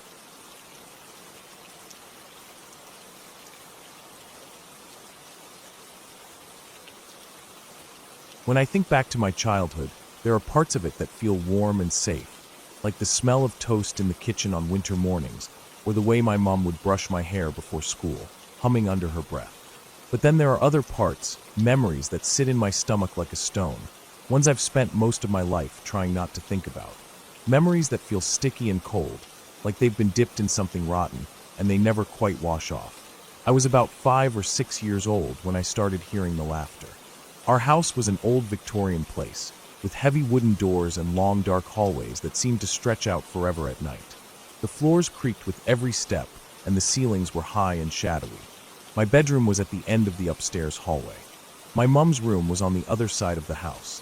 We lived alone, just the two of us. She worked long hours at the florist shop in town, and always looked tired by the time she tucked me in. I don't remember when the laughter started exactly, but I do remember how it felt. At first, it sounded faint, like a television playing in another room with the volume low. Sometimes I would lie in bed listening to it for a long time, trying to make sense of the sound. It wasn't a TV show, though. There were no words, just laughter. Soft, rolling giggles that would drift through the floorboards and the hallway outside my room. I remember once getting out of bed and walking to my door. I pressed my ear against it and just stood there in my pajamas, bare feet on the cold wood listening. The laughter didn't stop. I was scared to open the door. I didn't want to see what was out there. I don't even think I could really understand what was scaring me back then, just that I knew the sound didn't belong. In the mornings, I'd mention it to my mom while she buttered my toast or tied my shoelaces for school. I'd say, "Mom, I heard laughing again last night." She'd always give a tired smile and say, "Probably the TV, love. I must have left it on by accident." Then she'd kiss the top of my head and rush out the door to get to work on time. I never argued with her. I didn't have the words back then to explain why it didn't sound like the TV. It sounded close, real, too real. Almost like whoever it was laughing at me, not at a joke on TV or something funny in a movie, but at me. It happened on and off for months.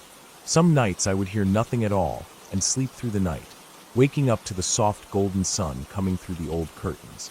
Other nights, the laughter would start as soon as the house went quiet, and I would lie awake for hours with the blankets pulled up to my chin, staring at the shadows on the ceiling and trying to keep myself from crying. Then came that night. I remember it clearly because the air felt heavy before I even fell asleep. It was hot and thick, and I kept rolling over trying to get comfortable, the sheets sticking to my skin. Eventually, I must have drifted off because the next thing I knew, I was waking up to that laughter again. Except this time, it was closer. Not outside my door. Not down the hall. It was in my room. At first, I kept my eyes closed, hoping it would stop if I didn't move. But the laughter kept going, soft at first, then louder. I could hear it near the foot of my bed, then by my desk, then near my window, like it was walking around the room. I tried to sit up, to look, but as soon as I started to push myself up with my arms, I felt something press down on my shoulders. Hard. 2 hands. Big hands. I felt each finger grip into my shoulders, the weight of it pushing me back into the mattress. My eyes flew open and I tried to scream, but my voice caught in my throat. I could hear the laughter ringing in my ears, louder and louder, until I felt like I couldn't think. I could feel the pressure of those hands digging into my skin, the way my shoulders burned under their grip. My chest felt tight, and hot tears were running down my face. I don't remember how long I lay there, pinned down and listening to that laughter. It felt like forever. My little body shaking, my fingers curled into fists by my side. Then finally, I found my voice. I screamed as loud as I could. The next thing I knew, My mom was in my room, flicking on the lamp beside my bed. The laughter was gone. The hands were gone. The light hurt my eyes, and I was sobbing so hard I couldn't breathe. She rushed over, pulling me into her arms, telling me it was just a bad dream, just a nightmare, that I was okay, but I kept crying. My shoulders hurt. They burned like I had fallen off my bike onto gravel. Through my sobs, I managed to tell her. My shoulders hurt. They hurt. She pulled back and frowned, brushing my tears away with her thumbs. She lifted up my t-shirt and froze. I remember the way her face changed when she saw my skin. Her mouth opened a little like she was going to say something, but no words came out. She just sat there, staring at me with wide eyes. Then she pulled my shirt back down and wrapped her arms around me again. She held me tight until I stopped crying, and then tucked me back into bed, sitting beside me until I fell asleep again. In the morning, I woke up to find her sitting at the end of my bed, looking tired and pale. She didn't mention what happened. She didn't ask me how I was feeling. She just told me to get dressed for school. When I took off my pajama top to put on my uniform, I looked in the mirror on the back of my door. There were 2 dark bruises on my shoulders, each shaped like a large handprint. I didn't say anything. Neither did she. We just got ready and left for school like it was any other day. After that night, the laughter stopped. I never heard it again, but the feeling of those hands stayed with me for a long time. Even as I grew up and moved out of that old house, I could still feel the memory of them pressing down on my shoulders whenever I thought about it too hard. I started to believe I had imagined it all, that it was just a nightmare. My brain's way of explaining bruises I'd gotten playing or roughhousing around. Maybe I had fallen out of bed and hit something. Maybe my shoulders were sore from carrying my school bag. Kids bruise easily. That's what I told myself for years. That's what I needed to believe to sleep at night. It wasn't until recently that I realized maybe it wasn't a dream. I was at my mom's house, helping her clean out some old boxes in the attic. We were going through old clothes and baby blankets, laughing about how small my shoes used to be, when out of nowhere I remembered that night. I wasn't thinking about it on purpose. It just came up like something floating to the surface. I laughed awkwardly and said, "Hey, do you remember when I used to hear laughing in the hallway at night when I was little?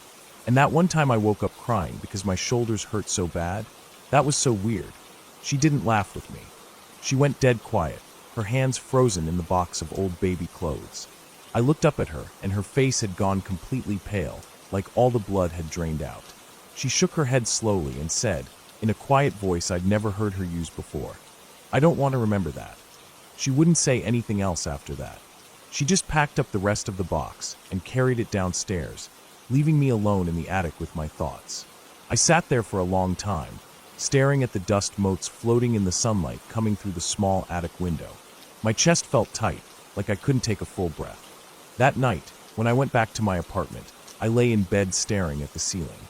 I kept thinking about the way her face looked when I mentioned it, the fear in her eyes, the way her voice shook, and it made something shift in me. I realized that whatever happened that night, it wasn't just my imagination. It wasn't just a bad dream. She saw it too, in her own way. She saw those bruises on my shoulders, and she was scared. She didn't know what to do. She couldn't explain it to herself, so she buried it, just like I tried to bury it. I never asked her about it again. I don't think I ever will. Some things are better left alone, locked away where they can't reach you. But even now, all these years later, when I'm lying in bed trying to fall asleep, I sometimes find myself straining my ears, listening for a sound I hope I never hear again. Because deep down, I know that if I ever hear that laughter again, I won't be able to convince myself it's just the TV. I still feel those hands. Even now, as an adult, when I sit at my desk for too long, or when I'm standing at the bus stop late at night, and the wind blows cold across my shoulders, I feel them there. Heavy, real. And I wonder if they ever really left me at all, or if they're just waiting for me to wake up in the dark again, so they can remind me they're still there. When I think about it too much, my chest starts to tighten, and my breath comes out in short, shallow bursts. I get up, walk around my apartment, check the locks on the doors, make sure the windows are closed. Then I go back to bed, pulling the covers up to my chin like I did when I was 5, staring into the dark, waiting for the morning light to wash everything clean again. But no matter how many mornings come, I don't think I'll ever feel completely clean. That laughter might have stopped, but the memory of it sits inside me like a splinter I can't pull out. and every once in a while, when I least expect it, it twists, and I feel those fingers pressing down on me again, holding me in place, reminding me that there are some things in this world that don't care if you're ready to remember them or not. They'll wait for you anyway.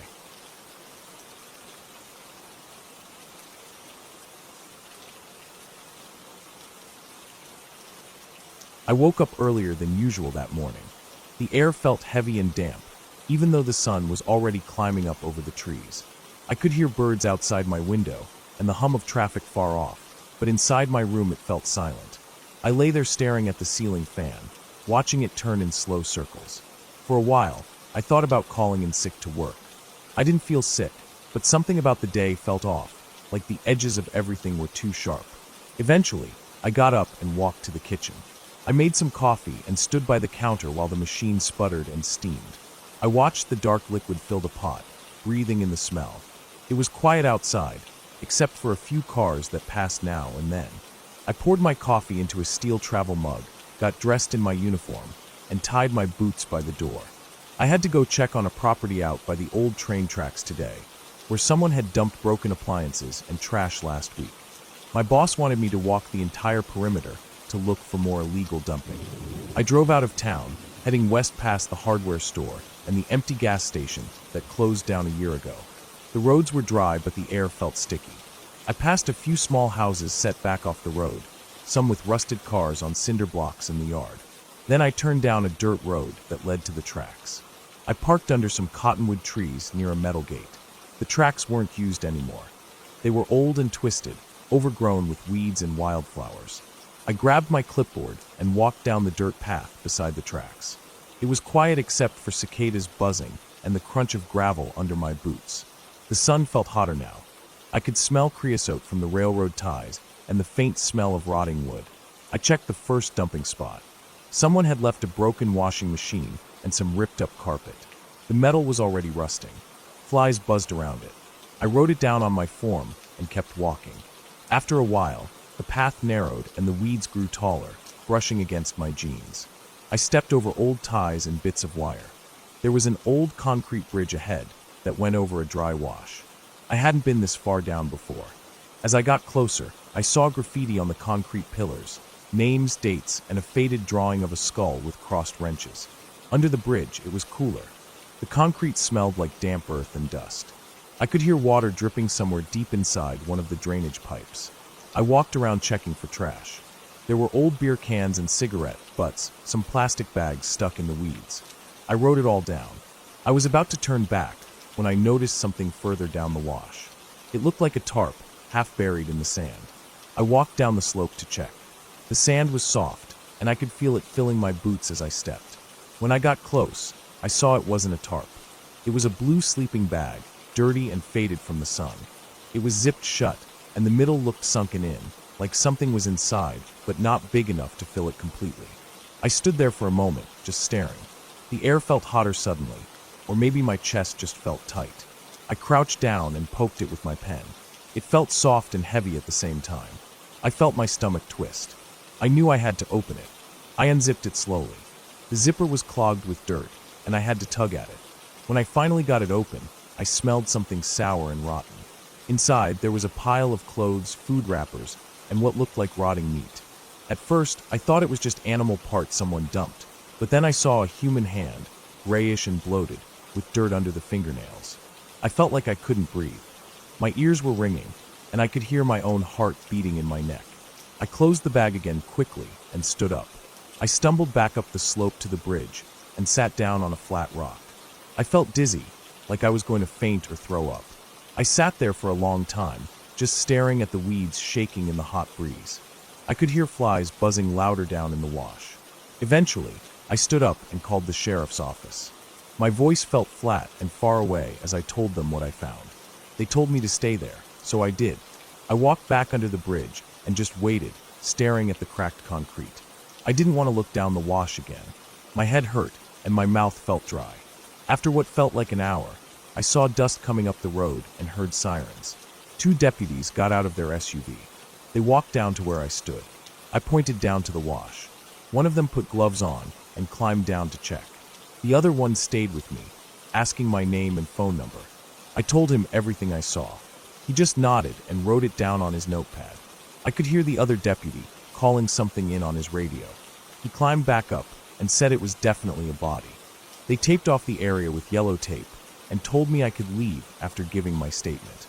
I walked back to my truck, feeling like my legs didn't work right. My knees felt weak, and my boots felt too heavy. I sat in the truck for a long time before starting it. My hands were shaking when I put the key in. I drove back down the dirt road slowly, watching the trees and weeds pass by my window. The sun was higher now, glaring down on the fields. I passed a dead rabbit on the road, its body flattened and covered in dust. When I got back to the office, I sat at my desk and tried to write up my report, but I couldn't focus. Every time I closed my eyes, I saw that bloated gray hand and the dirt under its fingernails. I thought about what it felt like to poke the bag with my pen, how it sank in like rotten fruit. My stomach twisted again, and I had to run to the bathroom and throw up. That night, I lay in bed staring at the ceiling fan again. It turned in slow circles, wobbling on its mount. I couldn't sleep. I kept thinking about how long that body had been there. No one knew it was there until I found it. I wondered who they were, what their name was, and if anyone missed them. I thought about the trash dumped all along the tracks. How many times had I walked past sleeping bags or tarps or piles of old clothes without thinking twice? The next day, the sheriff's office called me again to ask more questions. They didn't know who the person was yet. They said they would let me know if they needed anything else. After I hung up, I sat there holding my phone in my hand. I could hear people outside mowing their lawns and kids riding bikes down the street, their laughter echoing in the hot morning air. I went back out to the tracks a week later with another coworker to finish checking the dumping sites. They had cleared the area by the bridge. The sleeping bag was gone. There was just bare sand with tire tracks and footprints all around it. My coworker talked about what he wanted for lunch. I just nodded and kept walking, scanning the weeds and the gravel, looking for trash. Every time I walked under that bridge after that, I felt the same heaviness in my chest, the same tightness in my throat. The smell of rotting wood and old concrete felt stronger. I could still hear flies buzzing down in the wash, even though it was empty now. I wondered how many more sleeping bags or tarps I would find out here, hidden under the weeds, just waiting for someone to unzip them. When I got home that night, I sat on my porch and watched the sun go down behind the trees. The sky turned orange and then purple. I could hear crickets and a few cars in the distance. I felt tired, but I couldn't sleep. I kept thinking about that hand in the dirt, the flies, and the heat rising off the sand. I thought about how small we are when we're dead. How quiet. I knew I would keep finding things like that. Out here, in these empty places, people think no one is watching. They dump their trash, their broken things, and sometimes they're dead. They think it disappears out here. But it doesn't. It just waits to be found. And that was the worst part. Knowing it would happen again. Knowing I would be the one to find it. Knowing I would have to open the bag, smell the rot, feel my heart hammer in my chest, and then go home and try to sleep. Just like always. Because that's what the job is. You keep walking. You keep looking. You keep finding. And the desert just keeps on holding its secrets until you do.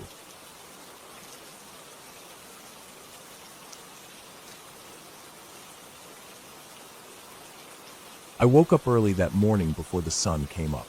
My alarm wasn't even set, but I guess my body knew it was time to get up. I felt tired. My bones felt heavy. I didn't sleep well the night before. I kept rolling around, thinking about my plan for the day. I wanted to do something different, something that made me feel alive again. Life was feeling too slow, too normal, too safe. I needed to push myself out of this quiet, boring feeling. I got up and made some coffee. It was still dark outside. My kitchen window faced the empty road, and the streetlights were still on. I watched a single car pass by. Its headlights lit up my front yard for a moment, and then it was gone. I drank my coffee slowly. The bitter taste helped me wake up. I stared at the counter, thinking about how my life used to be more exciting. In college, I went on so many hikes, alone or with friends, sometimes even in places I wasn't supposed to go. But for the last few years, I just went to work, came home, ate dinner, scrolled my phone, and fell asleep. I didn't want to waste another day off just sitting at home again. I finished my coffee and decided I was going to the old service road near the hills outside of town. There was a dirt road that led to an abandoned quarry and a small patch of woods around it. People used to go there for parties back in the day. but now no one really cared about it. I heard it was blocked off, but I knew I could park on the side and walk in. I grabbed my backpack, filled it with 2 bottles of water, some trail mix, my flashlight, my hunting knife, and an old army jacket. I wore my boots instead of sneakers. The sun was still not up when I left, but the sky was starting to turn that light gray color. The drive was about 30 minutes. I kept the windows rolled down even though it was cold. I liked feeling the wind on my face. It woke me up. There were no other cars on the road. When I reached the place, I saw the rusted metal gate blocking the dirt road. Weeds were growing around it.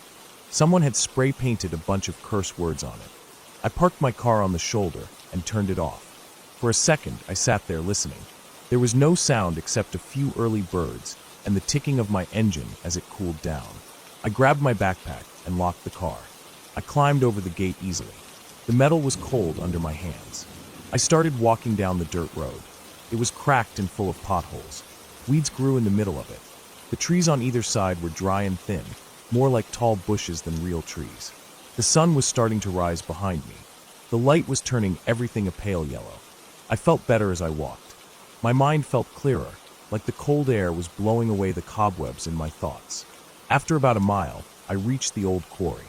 It wasn't very big, just a large pit with loose rocks and some old rusty equipment half buried in dirt. I stood at the edge and looked down at it.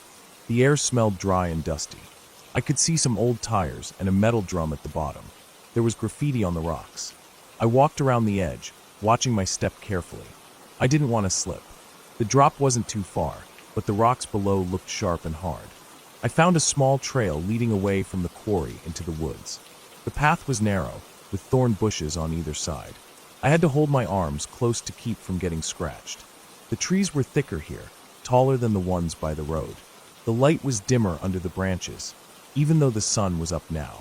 I kept walking, listening to my boots crunch on dead leaves and twigs. After a while, I found a small clearing.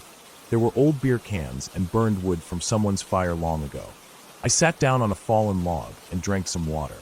My back was sweating under my jacket. I took it off and tied it around my waist. I looked around.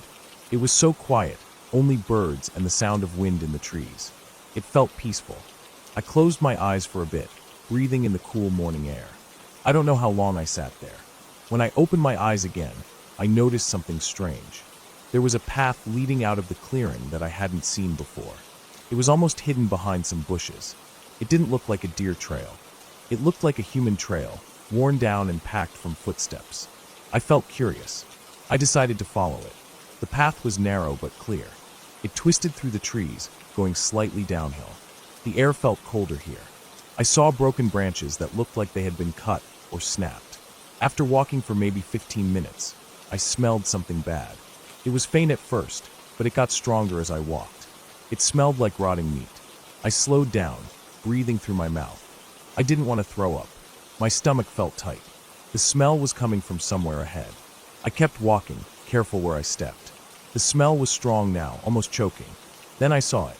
Off to the side of the path, hidden behind some bushes, was a dead deer. Its body was half-eaten. The ribs were showing, the skin ripped open and flies crawling all over it. The meat looked dark and dry.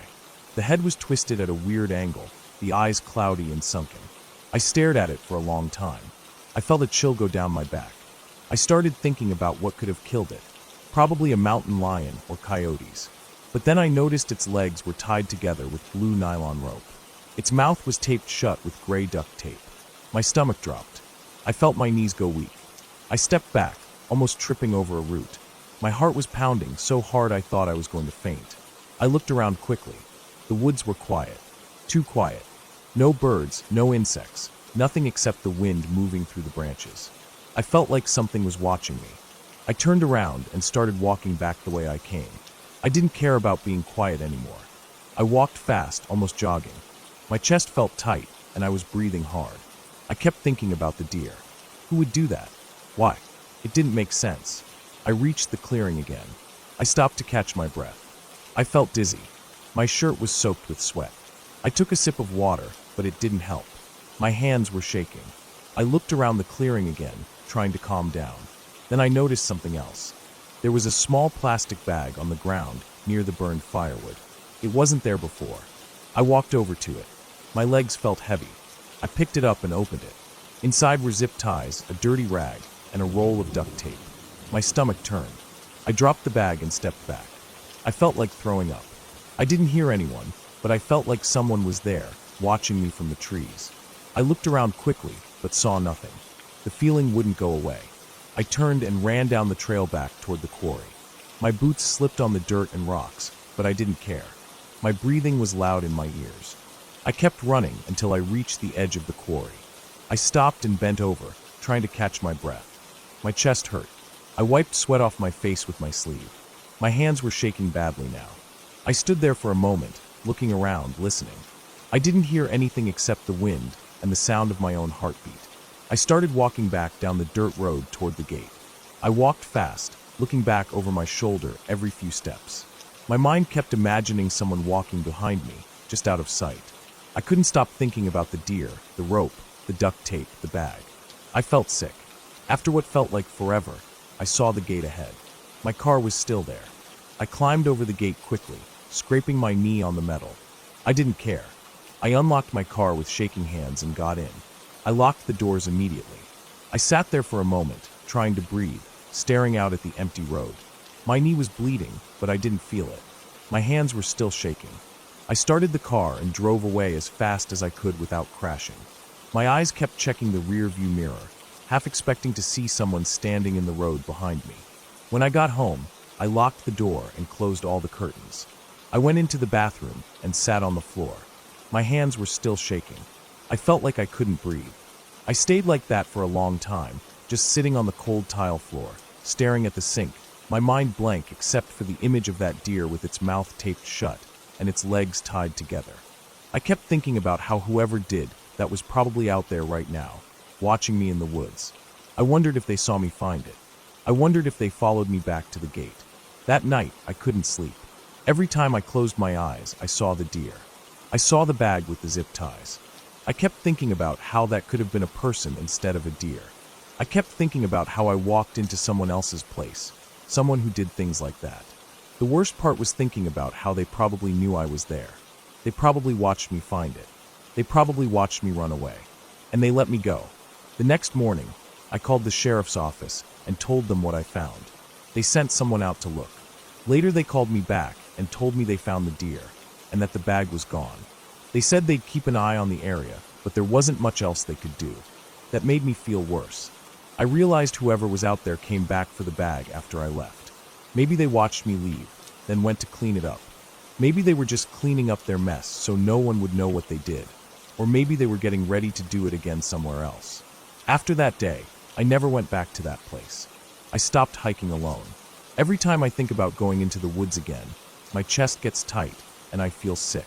I keep thinking about how the world feels normal and safe until you walk into the wrong place at the wrong time, and you find out that someone else is out there, someone who doesn't think like you, someone who doesn't care about life the way you do. And if you're lucky, they just watch you leave. If you're unlucky, you never leave at all.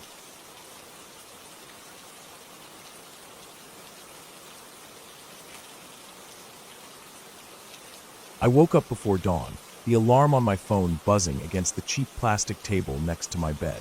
I didn't want to get up. My body felt heavy and my eyes burned. But I'd promised my cousin I'd help him clear out the old trailer on his property before he left town again. I sat on the edge of the mattress for a while, rubbing my face and staring at the dark shape of my boots by the door. The air was cool. My window was cracked open, and I could hear crickets outside. It was too early for birds. I pulled on my jeans and flannel shirt, laced up my boots, and grabbed my thermos of coffee. The trailer was about an hour's drive away, on a long stretch of highway that cut through mostly empty farmland. I liked driving that road early in the morning when the sky turned from black to dark blue to that pale washed-out color just before sunrise.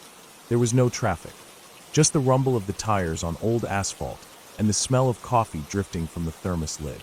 By the time I got to his property, the sun was up but still low in the sky. The light was orange and soft, stretching shadows across the dry grass. His house was small, a single story with peeling white paint and a metal roof that pinged as it warmed up. Behind it, about 50 yards away, sat the old trailer. It was a faded green and cream color, probably from the late 70s, with grime on the windows and weeds growing up around the tires. I parked by the house and walked down the slope toward the trailer. There was no one else around. My cousin had left the day before for work in the city, so he'd asked me to clear out anything salvageable before the junk company came to haul it away. I pulled open the rusty door and stepped inside. The smell hit me first. It was a mix of mouse droppings, old wood, and that stale chemical smell trailers get when they've been shut for years.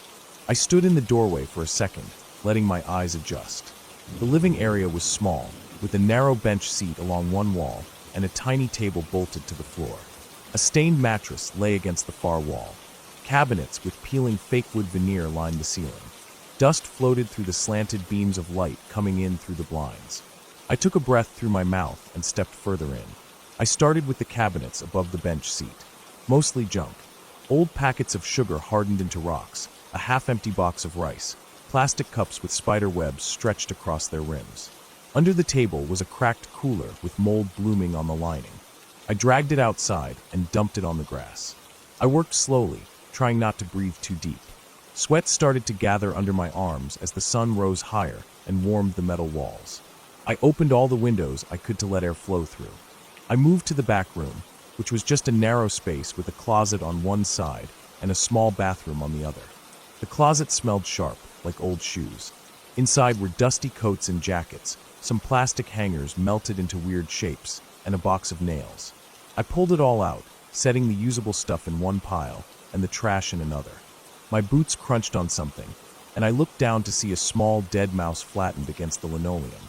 I scraped it up with a piece of cardboard and threw it outside. The bathroom door was stuck. I leaned my shoulder into it and felt the wood bend a little before it finally popped open. The toilet was full of brown water and dried leaves. A thick spider web blocked half the tiny shower stall, and there was a black widow sitting in the middle of it. I backed out and closed the door again. There was nothing worth saving in there anyway. I decided to check under the bench seat in the living area before leaving for lunch. The seat cushion was brittle, and when I lifted it, flakes of foam fell onto the floor. Underneath was a storage compartment. I grabbed the edge of the plywood lid and pulled it up. Inside was a tangled mess of old blankets, some tools, and what looked like a fishing rod. I reached in to grab the rod when I saw something that made my stomach twist. Wedged into the corner, under the blankets, was a plastic grocery bag tied shut. It was covered in dust and had dark stains on the bottom. I don't know why, but I felt this tight feeling in my chest when I saw it. Like my body already knew something my brain hadn't figured out yet. I pulled it out and set it on the bench seat. The bag felt heavy and slightly soft. My heart was beating hard now. I didn't want to open it, but I also couldn't just leave it there. My hands felt cold, even though sweat was dripping down my back. I loosened the knot at the top and peeled the plastic open. Inside was a bundle of rags, stiff with dried brown stains. I felt a sour taste fill my mouth. I pulled the rags apart with shaking fingers and saw what was hidden in the middle. It was a small purse, the leather cracked and dark. I didn't recognize the brand, but it looked old. I picked it up, careful not to touch the rags too much, and unzipped it. Inside were a few crumpled bills, some coins, and an ID card. I pulled out the card and wiped it against my shirt to see the photo. It was a woman, probably in her 40s, with shoulder-length hair and a tired smile. Her name was listed under the picture, but I didn't recognize it. The expiry date was from almost 12 years ago. I sat there for a long time, staring at her face. The smell of rot and mouse droppings pressed in around me. My heart was thudding against my ribs like it wanted out. I stood up and looked around the trailer. There was nothing else in here that mattered compared to what I'd just found. I grabbed my phone from my pocket and walked outside into the sun. My hands were shaking so badly I could barely unlock the screen. I didn't know what to do. I walked in circles on the dry grass, staring at the purse, at the ID card, at the brown-stained rags. I felt like I was floating a few inches above my own body. Finally, I decided to call the sheriff's department. I gave them my cousin's address and told them what I'd found. The dispatcher's voice was calm and flat, and she told me to wait there until deputies arrived. I ended the call and sat down on the metal steps of the trailer. The sun felt hot on my shoulders. Flies buzzed around my face, landing on the sweat on my temples. I felt sick. It took them about 30 minutes to get there. I heard their tires on the gravel driveway and saw 2 patrol trucks pull up by the house. 2 deputies got out. They didn't say anything to me. They walked straight to the trailer, their boots crunching on the gravel and dead grass. I stood up and handed them the purse and ID card without saying anything. They both looked at it, then at me, then at each other. One of them nodded and stepped inside the trailer. The other told me to stay put and walked off to call someone on his radio. I watched as more vehicles arrived over the next hour. Unmarked cars, another patrol truck, and finally a white van with coroner printed on the side. People moved in and out of the trailer, talking in low voices I couldn't hear from where I stood. Someone taped off the area with yellow tape that flapped in the hot breeze. I could hear metal clinking as they moved things around inside. My stomach growled with hunger, but I felt too sick to even think about food. Finally, after what felt like forever, one of the deputies came over to me. He told me they were going to take the trailer in as evidence, and that I should go home for now. He said someone would contact me later if they needed a statement. I nodded and walked back to my truck. My legs felt numb, like I was wading through water. I climbed into the driver's seat and sat there for a few minutes, staring at the steering wheel. My hands were still trembling. As I drove away down the long dirt driveway, I looked in the rearview mirror. The trailer sat there in the sun, with deputies moving around it, and the yellow tape flapping like a warning. The heat shimmered off the metal roof, and for a second, everything looked blurred and unreal. I felt empty, like something had been scooped out of me and thrown away. I drove home slowly, the coffee in my thermos long gone cold. My mind was blank. I felt tired in a way I couldn't describe. When I got home, I left my boots by the door and went straight to the bathroom to wash my hands. I scrubbed them hard under hot water until my skin turned red. I kept seeing that bag, those brown-stained rags, the woman's tired smile on her ID card. I kept thinking about how long that bag had been there, hidden under blankets, hidden under foam cushions in a trailer no one used anymore. How many years no one even knew she was gone. I lay down on my bed, staring at the ceiling fan turning slowly above me. The room felt too quiet. The smell of dust and mouse droppings clung to my nose. My stomach twisted when I thought about what else might have been hidden in that trailer, or what had happened there before it was abandoned. That evening, as the sun set and the sky turned purple, I sat on the steps outside my door. The air felt cooler now. A breeze rattled the dry leaves of the tree in my yard. I thought about that woman's family, if she even had any, if anyone had missed her or wondered where she'd gone. I wondered what my cousin would say when he got back and saw the trailer gone, yellow tape tied around the dirt patch where it sat for years. I sat there until the first stars came out, thinking about how easily people disappear, and how sometimes the truth stays hidden in the smallest, darkest places, and how the only reason it comes out at all is because someone like me was just cleaning out junk on a hot morning, trying to finish a promise before lunch.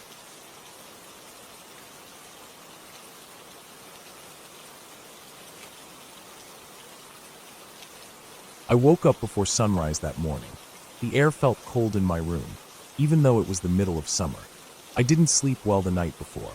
My back hurt from the cheap mattress on the old metal bed frame, and my mind wouldn't settle down. I lived alone in a small rented room at the edge of town. It was built above an old auto shop that shut down years ago. The rent was cheap, but everything smelled like oil and rust. I didn't have a lot of options back then. I worked part-time at the storage facility across the highway, mostly evening shifts, sometimes nights, checking cameras and walking the fences to make sure no one was trying to break into the units. It wasn't a hard job, but it was boring and the pay barely covered food and rent. I usually woke up late in the day, but that morning my body forced me up early.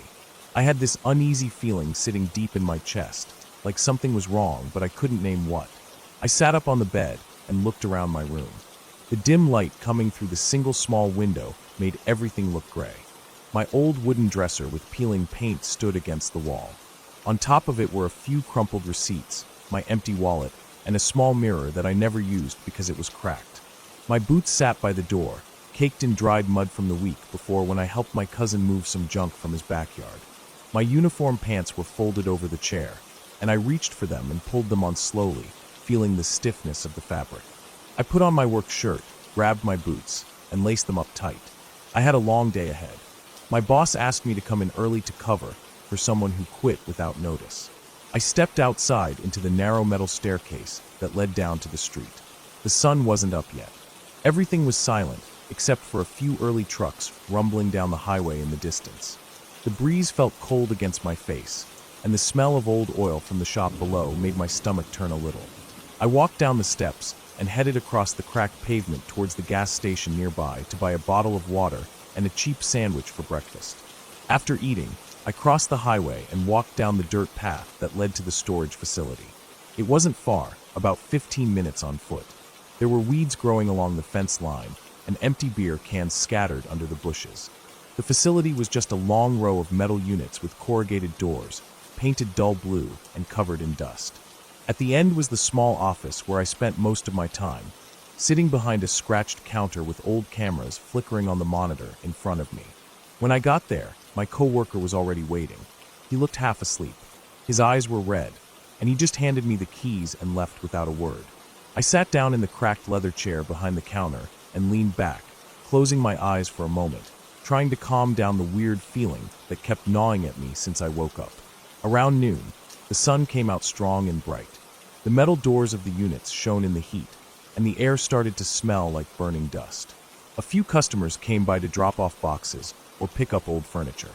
Most of them didn't say much to me, just nodded and went about their business. The day passed slowly. By evening, the shadows grew long across the dirt lot, and the cicadas started their loud rattling in the bushes. That's when I got a call from my boss.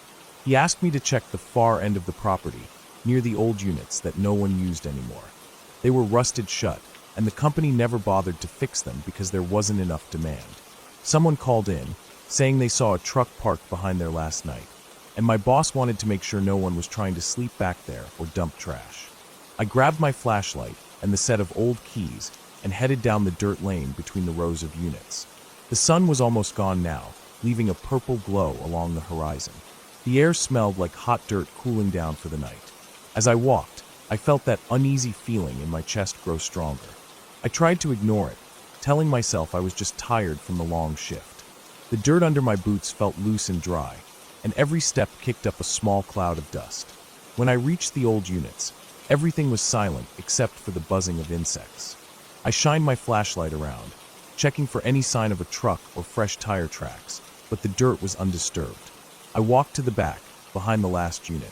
The area there was overgrown with tall, dry weeds, and an old chain-link fence separated the property from the empty field beyond.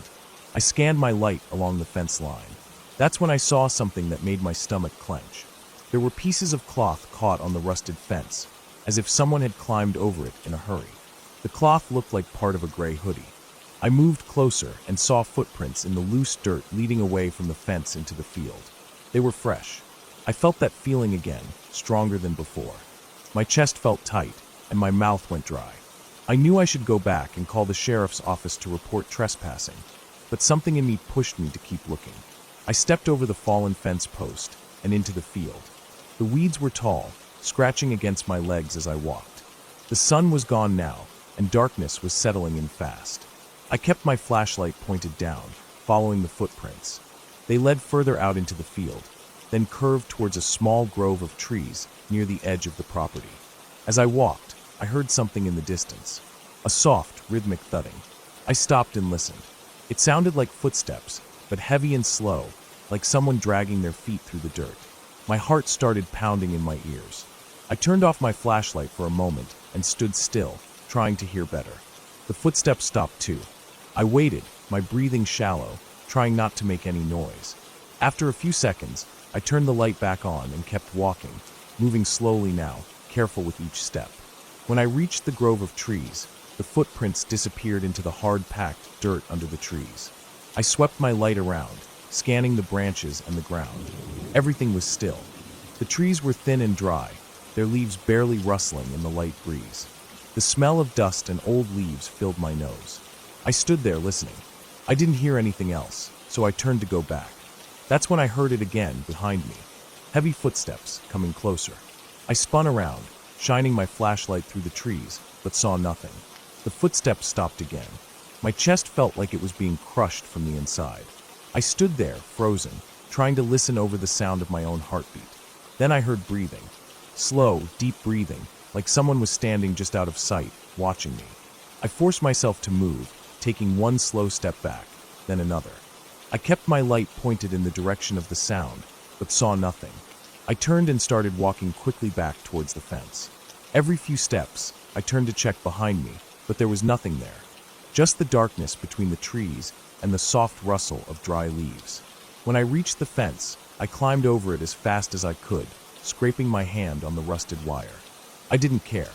I ran back towards the units, my boots slipping on the loose dirt. I didn't stop until I reached the office and locked the door behind me. I stood there for a while, breathing hard, my whole body shaking. I felt sick.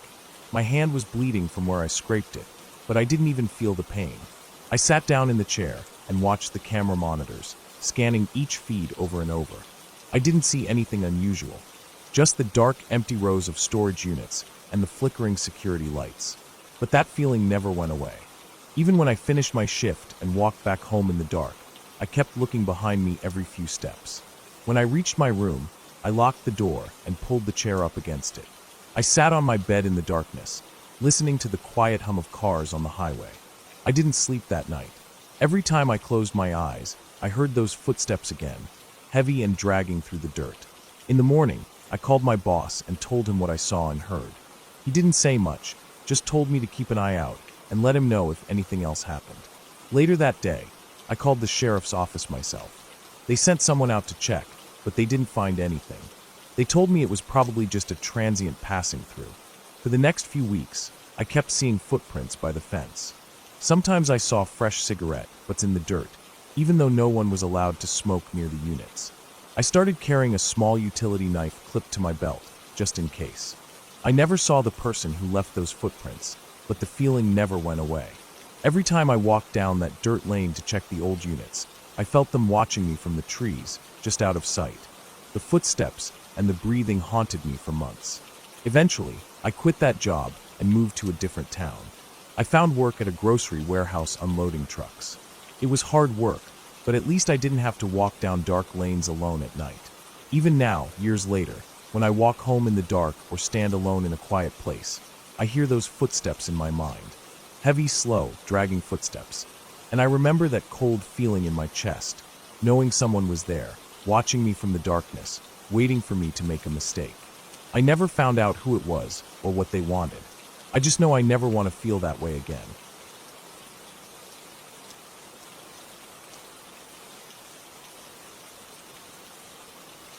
When I think back to that fall, I remember a lot of small things before I remember what actually happened. I remember the way the air felt that morning when I left the house, how it was cold enough to sting my face, but still warm enough that I didn't need a heavy coat. I remember how my dad gave me a quick nod when I left, and how my mom just kept looking out the window at the sky like she was thinking about something far away. I remember riding in my uncle's truck with the windows half down, the stale smell of old paint cans and dusty tarps mixing with his aftershave, and how he kept humming quietly under his breath, tapping the steering wheel with his thumb to a song only he knew. The whole drive there was quiet except for that humming and the rattle of ladders and metal brushes in the back as we went over bumps in the road. My uncle was always working. He was the kind of man who'd spend 15 hours on a job site and still come home to mow his lawn before dark. He never said much about why he worked so hard, but my dad once told me that my uncle never wanted to be poor again after how they grew up. That was enough explanation for me. He was a good man, always paid me fair when I helped him out, and I liked being up high on ladders and scaffolds, looking out over rooftops like I was on top of the world. Painting houses was easy work once you got used to the heights. Most people don't think about who paints their houses. They just want it done, fresh and clean, and we gave them that. That year had been rough because it rained so much. Every morning felt damp. Even if the sun came out by noon, everything was still wet. Paint doesn't stick right when it's wet. It bubbles or runs down in streaks, so you wait. And waiting costs money, especially when you're trying to finish a job you promised to someone weeks ago. My uncle hated disappointing customers. He always said your name was worth more than any job you did, and if your name got bad, your business was done. So when the lady from that Victorian house called him, asking if we could come finish up because her husband was getting distracted by the scaffolding, my uncle said yes right away. I didn't know much about them, just that it was an old house on a quiet street, set back from the road with big oak trees lining the yard. The house was painted a dull white, almost gray with age, and the wood trim was cracking in places. It was a beautiful place, but it needed work. My uncle had already done the front and one side earlier in the summer before the rains came. Now it was time to finish the back. He told me on the drive that the husband was a writer. He wrote books but hadn't had one published in a while. His wife seemed nice, my uncle said, always brought him iced tea when he worked. But she sounded worried on the phone, he told me, like she wanted the job done as fast as possible. I didn't think anything of it at the time. People get impatient when they see work half finished on their house. It makes them feel like their life is unfinished too. That's how people are. We pulled up around mid-afternoon. The sky was covered in a layer of thin clouds, just enough to turn the whole day gray. There wasn't any wind, and the trees didn't move at all. It felt strange, standing in the yard with no sound, but our boots crunching the gravel and the faint screech of a blue jay somewhere out of sight. My uncle looked up at the back of the house, studying it the way he always did, calculating how long it would take, what angles to paint from, where to place the scaffold. He told me to grab the tools from the back of the truck and carry them around. I could smell the cold in the air, that earthy smell of wet leaves stuck to the ground, mixed with old paint fumes coming off the half-empty cans. When we rounded the corner to the back, I saw the scaffold already set up from when he'd started earlier that summer. It was tall, 3 stories up, a metal skeleton leaning against the old wood siding. The boards were dark with rain stains and age. My uncle turned to me and asked if I was scared of heights. I felt a flicker of fear in my chest because the truth was I never liked being that high up, but I didn't want him thinking I was weak or childish. So I shook my head and said no. He smiled a little and told me he was glad, because he needed me to paint up top while he did touch-ups below.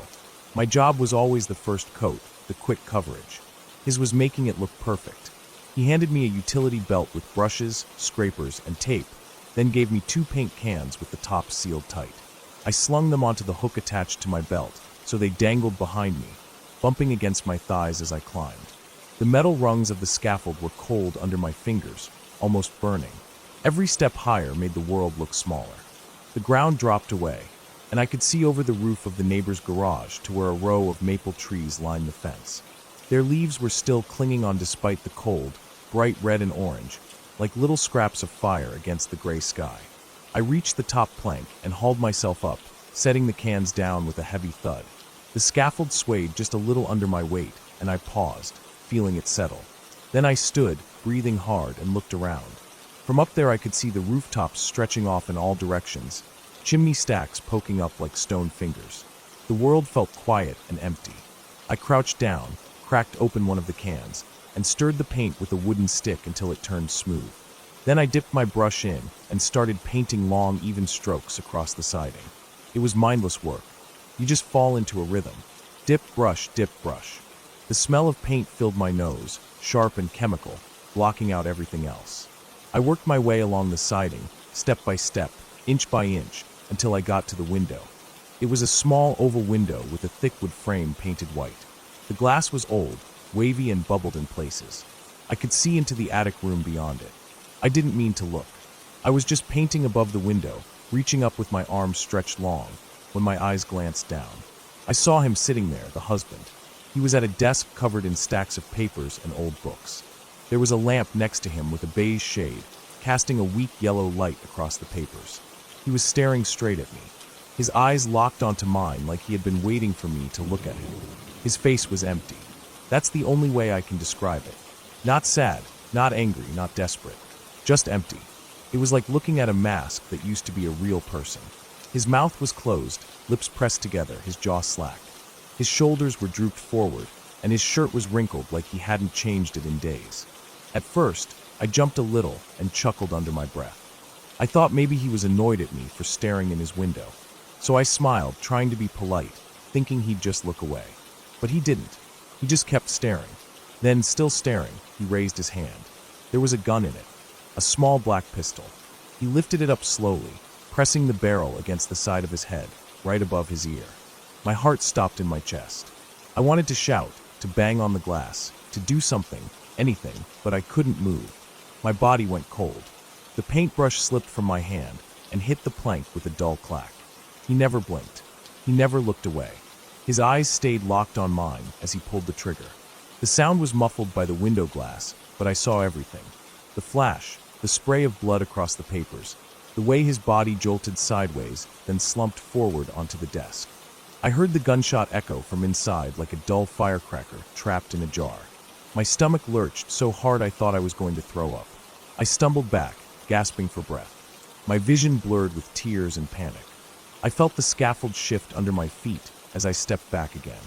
My boot heel caught the edge of the plank. The next thing I knew, I was falling. The world flipped upside down. I felt weightless for half a second, paint cans swinging wildly behind me. The cold air rushed past my face, and then everything turned green as I smashed through the branches of a bush. Pain exploded in my ankle when I hit the ground. I rolled sideways into the dirt, gasping, crying, unable to see clearly because my eyes were full of tears and dirt. I could hear my uncle shouting my name from somewhere above, his voice high and panicked, something I'd never heard before. I don't remember much after that. I know my uncle ran over and was kneeling next to me, his hands on my shoulders, his face tight with fear. I remember the smell of crushed leaves and paint on my clothes. I remember staring up at the gray sky through the broken branches of the bush, thinking about how quiet the world felt. Even with my uncle yelling for help, it felt like there was a bubble around me, keeping everything distant. The ambulance came and took me to the hospital. I had a broken ankle, a twisted wrist, and a lot of cuts from the branches. But those healed. The worst pain was inside my head. I saw that man's face every time I closed my eyes. The way he looked at me right before he pulled the trigger. Like he was already gone before he died. Like he didn't care about anything anymore. I couldn't sleep without seeing it. I couldn't eat without thinking about how empty his eyes were. They put me in counseling for a while.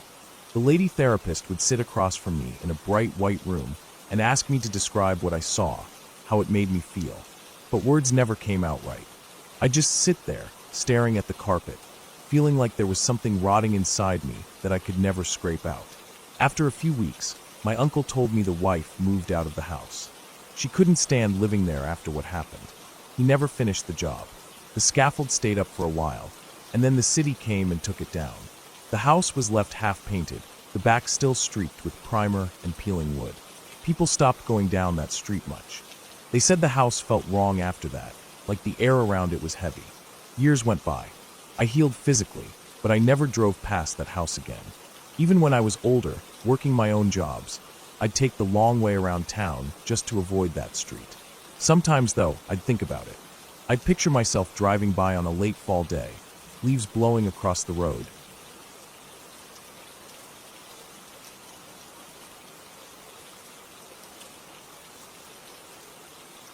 When I think back to that day, it feels like it was another lifetime.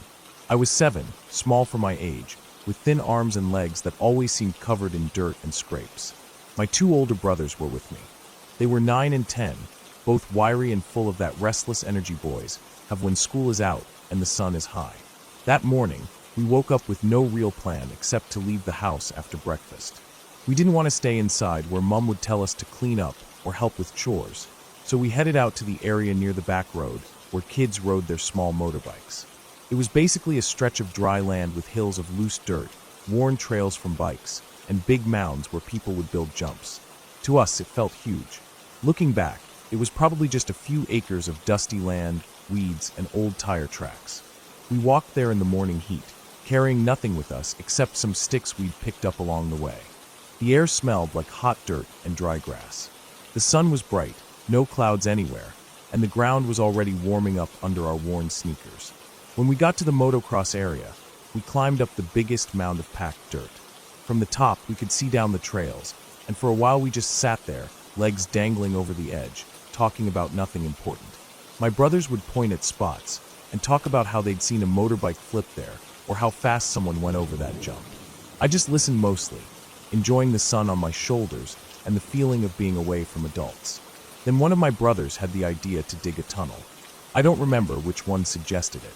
It just became the plan, like most ideas kids get, sudden and with no real thought about what could go wrong. We climbed down and found a spot on the side of a mound where the dirt felt a bit softer and crumbly. One brother started using his stick to carve out an entrance, and then we all started scraping away with our hands. The dirt was dry and sandy near the top, but quickly turned darker and heavier as we dug in. We didn't care. Every few minutes we'd take turns, or one would crawl in deeper to widen the tunnel while the others dug out soil from behind him. We felt so proud seeing the entrance get bigger and deeper. It was like building a secret hideout underground. We joked about making it big enough to crawl all the way through to the other side, which was a ridiculous idea, but at the time it felt possible. Hours passed like minutes. The sun moved higher. Sweat was dripping down my forehead into my eyes, and the dust clung to every part of me. My fingernails were packed with dirt, my palms raw and scratched, my knees aching from kneeling in the rough soil. But none of that mattered. I remember being happy. I felt like we were doing something important, like explorers digging into a buried cave. We didn't drink water or eat lunch. Our stomachs were empty, but we ignored it. My brothers kept telling me to dig further because I was the smallest and could fit in easier. At some point, we had dug about 6 feet in, the tunnel just about 2 feet high. It was barely wide enough for me to turn my head if I tucked my chin in tight to my chest. The ceiling was right above my back as I crawled in, and the dirt walls pressed close on both sides. It smelled of old earth, dry and powdery. Every move I made sent small cascades of dirt trickling down my arms. I was right at the front, using my little stick to break up some packed dirt, when I felt a faint vibration through the soil. Just a tiny tremor, like the ground sighed. Before I could think what that meant, everything went black. There was no warning, no loud rumble, no cracking noise like in movies. Just instant darkness and weight slamming down on top of me. It knocked my stick out of my hand and pinned my chest and head into the dirt floor. The roof of the tunnel collapsed, and the dirt poured over me, pressing me down. My mouth and nose were full of soil before I even tried to scream. I felt the rough grains scrape my gums, the dry taste filling my throat. The pressure was crushing me into the ground. I couldn't move my arms or legs. My body was twisted with one shoulder higher than the other, my left arm bent under me. My right arm was up near my face, but pinned by the weight. It was hot. I can't describe that heat. The air was gone, and in its place was this suffocating furnace-like heat from the packed earth pressing against every inch of me. My world was gone. There was no sound except the roar of blood in my ears. My eyes were open, but there was nothing to see except blackness. As I tried to suck in air, I inhaled more dirt. It filled my mouth and nose, thick and gritty, and I coughed. Each cough made my chest convulse and pressed my lungs tighter, making it impossible to get air back in. I was breathing in dirt and breathing out nothing. My chest burned. My stomach clenched so hard I thought my insides would tear. Panic tore through me, sharp and painful. I tried to scream again, but it was just a rasping gasp against the dirt. My head felt like it was going to explode. Everything started turning red in my vision, like hot blood was pushing against my eyes. The darkness went from black to deep red, swirling with shapes that weren't really there. My body felt like it was being burned alive. The heat, the pressure, the pain in my chest and head, it all combined into something that didn't feel real. I started to think that I was dead already, and that this was hell. I didn't know what hell really was, but in my young mind, darkness and burning heat felt like it. My heart was slamming in my chest, and I could feel my blood pounding through every vein in my head like hammers. My ears rang with a high-pitched whining noise that didn't stop. Time didn't exist there. There was no before or after. Just that eternal crushing heat and darkness. I thought about my mom. Her face came into my mind, blurry and wavering like she was underwater. I thought about her cooking dinner that night, and me not coming home. I thought about my dad coming home from work and asking where I was. I thought about my room with the little plastic toys on the windowsill, the worn-out stuffed dog on my bed. I thought about my brothers, wondering if they were trapped too, or if they had run away to get help. I didn't want to die there alone, with dirt filling my mouth and lungs. I tried to move my hands to scrape the dirt away from my face. They were so close. I could feel my fingers brushing against my cheek, but the dirt was packed so tightly that I couldn't move them more than a twitch. My wrists were stuck. The heat pressed in from every side. My chest felt like it was caving in. Each breath was shallow and brought in only dust. My throat was raw and dry. I tried to swallow, but it felt like swallowing sandpaper. Then, just as suddenly as it collapsed, something grabbed my ankle. It was a rough grip, small fingers wrapping around the bone above my shoe. I didn't realize what it was at first. My mind was too far gone into panic and darkness. But then I felt a second hand, stronger, gripping my calf and tugging. The dirt shifted around my body, some of the weight loosening. Fresh air didn't come in, but the pressure moved enough that my chest expanded a fraction and I sucked in a ragged breath of dusty air. Hands pulled harder. My shoe twisted on my foot, the laces biting into my ankle. I felt my body start to slide backwards, inch by inch. The dirt scraped along my arms and face as I was dragged out. My head was bent sideways, neck straining against the soil pressing in. I felt light on my face before I saw it. The bright sun burning through the darkness behind my eyelids. My brothers were yelling. I couldn't hear the words, just the noise of their panicked voices. Then the dirt was gone, and I was outside, lying on the ground in the hot sun. My chest heaved up and down, pulling in big gulps of dusty, dry air that burned my lungs. My eyes were full of tears and dirt. My nose was clogged, my mouth tasted like mud. My whole body shook. My brothers were standing over me, their faces streaked with sweat and dirt, their eyes wide with fear. I could barely see them through the tears. I lay there coughing, each cough racking my chest, spitting out clumps of dirt onto the ground beside me. My throat burned. My chest felt like it was full of broken glass. I realized I had peed myself at some point under the dirt. My shorts were soaked and hot, the smell mixing with the dusty air. We didn't speak. My brothers just stood there breathing hard, their arms and hands covered in dirt from digging me out. After a while, I sat up, spitting out more dirt, wiping my mouth with the back of my wrist, which just smeared more dust across my face. My knees hurt. My elbows hurt. My back and chest ached with every breath. My hair was full of dirt clumps that stuck to my sweaty scalp. I looked at the collapsed tunnel. It was just a pile of loose soil now, nothing to show that it had nearly become my grave. We walked home without saying a word. Each step felt heavy. My legs were shaking so much I thought I might fall. When we got to the house, I went straight to the backyard. My brothers turned on the garden hose and sprayed me down. The water was cold and sharp against my hot skin. Dirt and mud ran off me in brown streams, pooling at my feet. I stood there in silence, teeth chattering from shock, watching the muddy water swirl away. My brothers hosed their own arms and legs off too. When we were done, we turned off the water and went inside. We never told our parents. We just changed clothes, sat at the table for dinner that night like nothing had happened. I didn't eat much. My throat was still burning, and my chest hurt with every swallow. That night, when I lay in bed staring at the ceiling, I couldn't sleep. Every time I closed my eyes, I saw that darkness again, felt the heat pressing in, felt the dirt filling my nose and mouth. I lay there listening to the sounds of the house, the fridge humming, the clock ticking, my dad snoring down the hall, and I felt my body start to shake again, silent sobs rolling through me. The next day, we didn't go back to the motocross area. We didn't talk about it. Weeks later, I walked past that mound of dirt and saw the collapsed.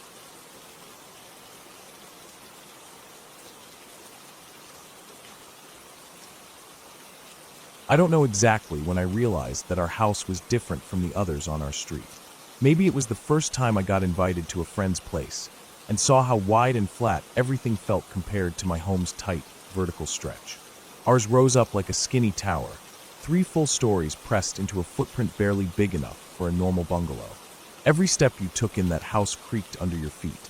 The floors leaned in weird directions, and the windows never shut quite right. But to me, that house was magic.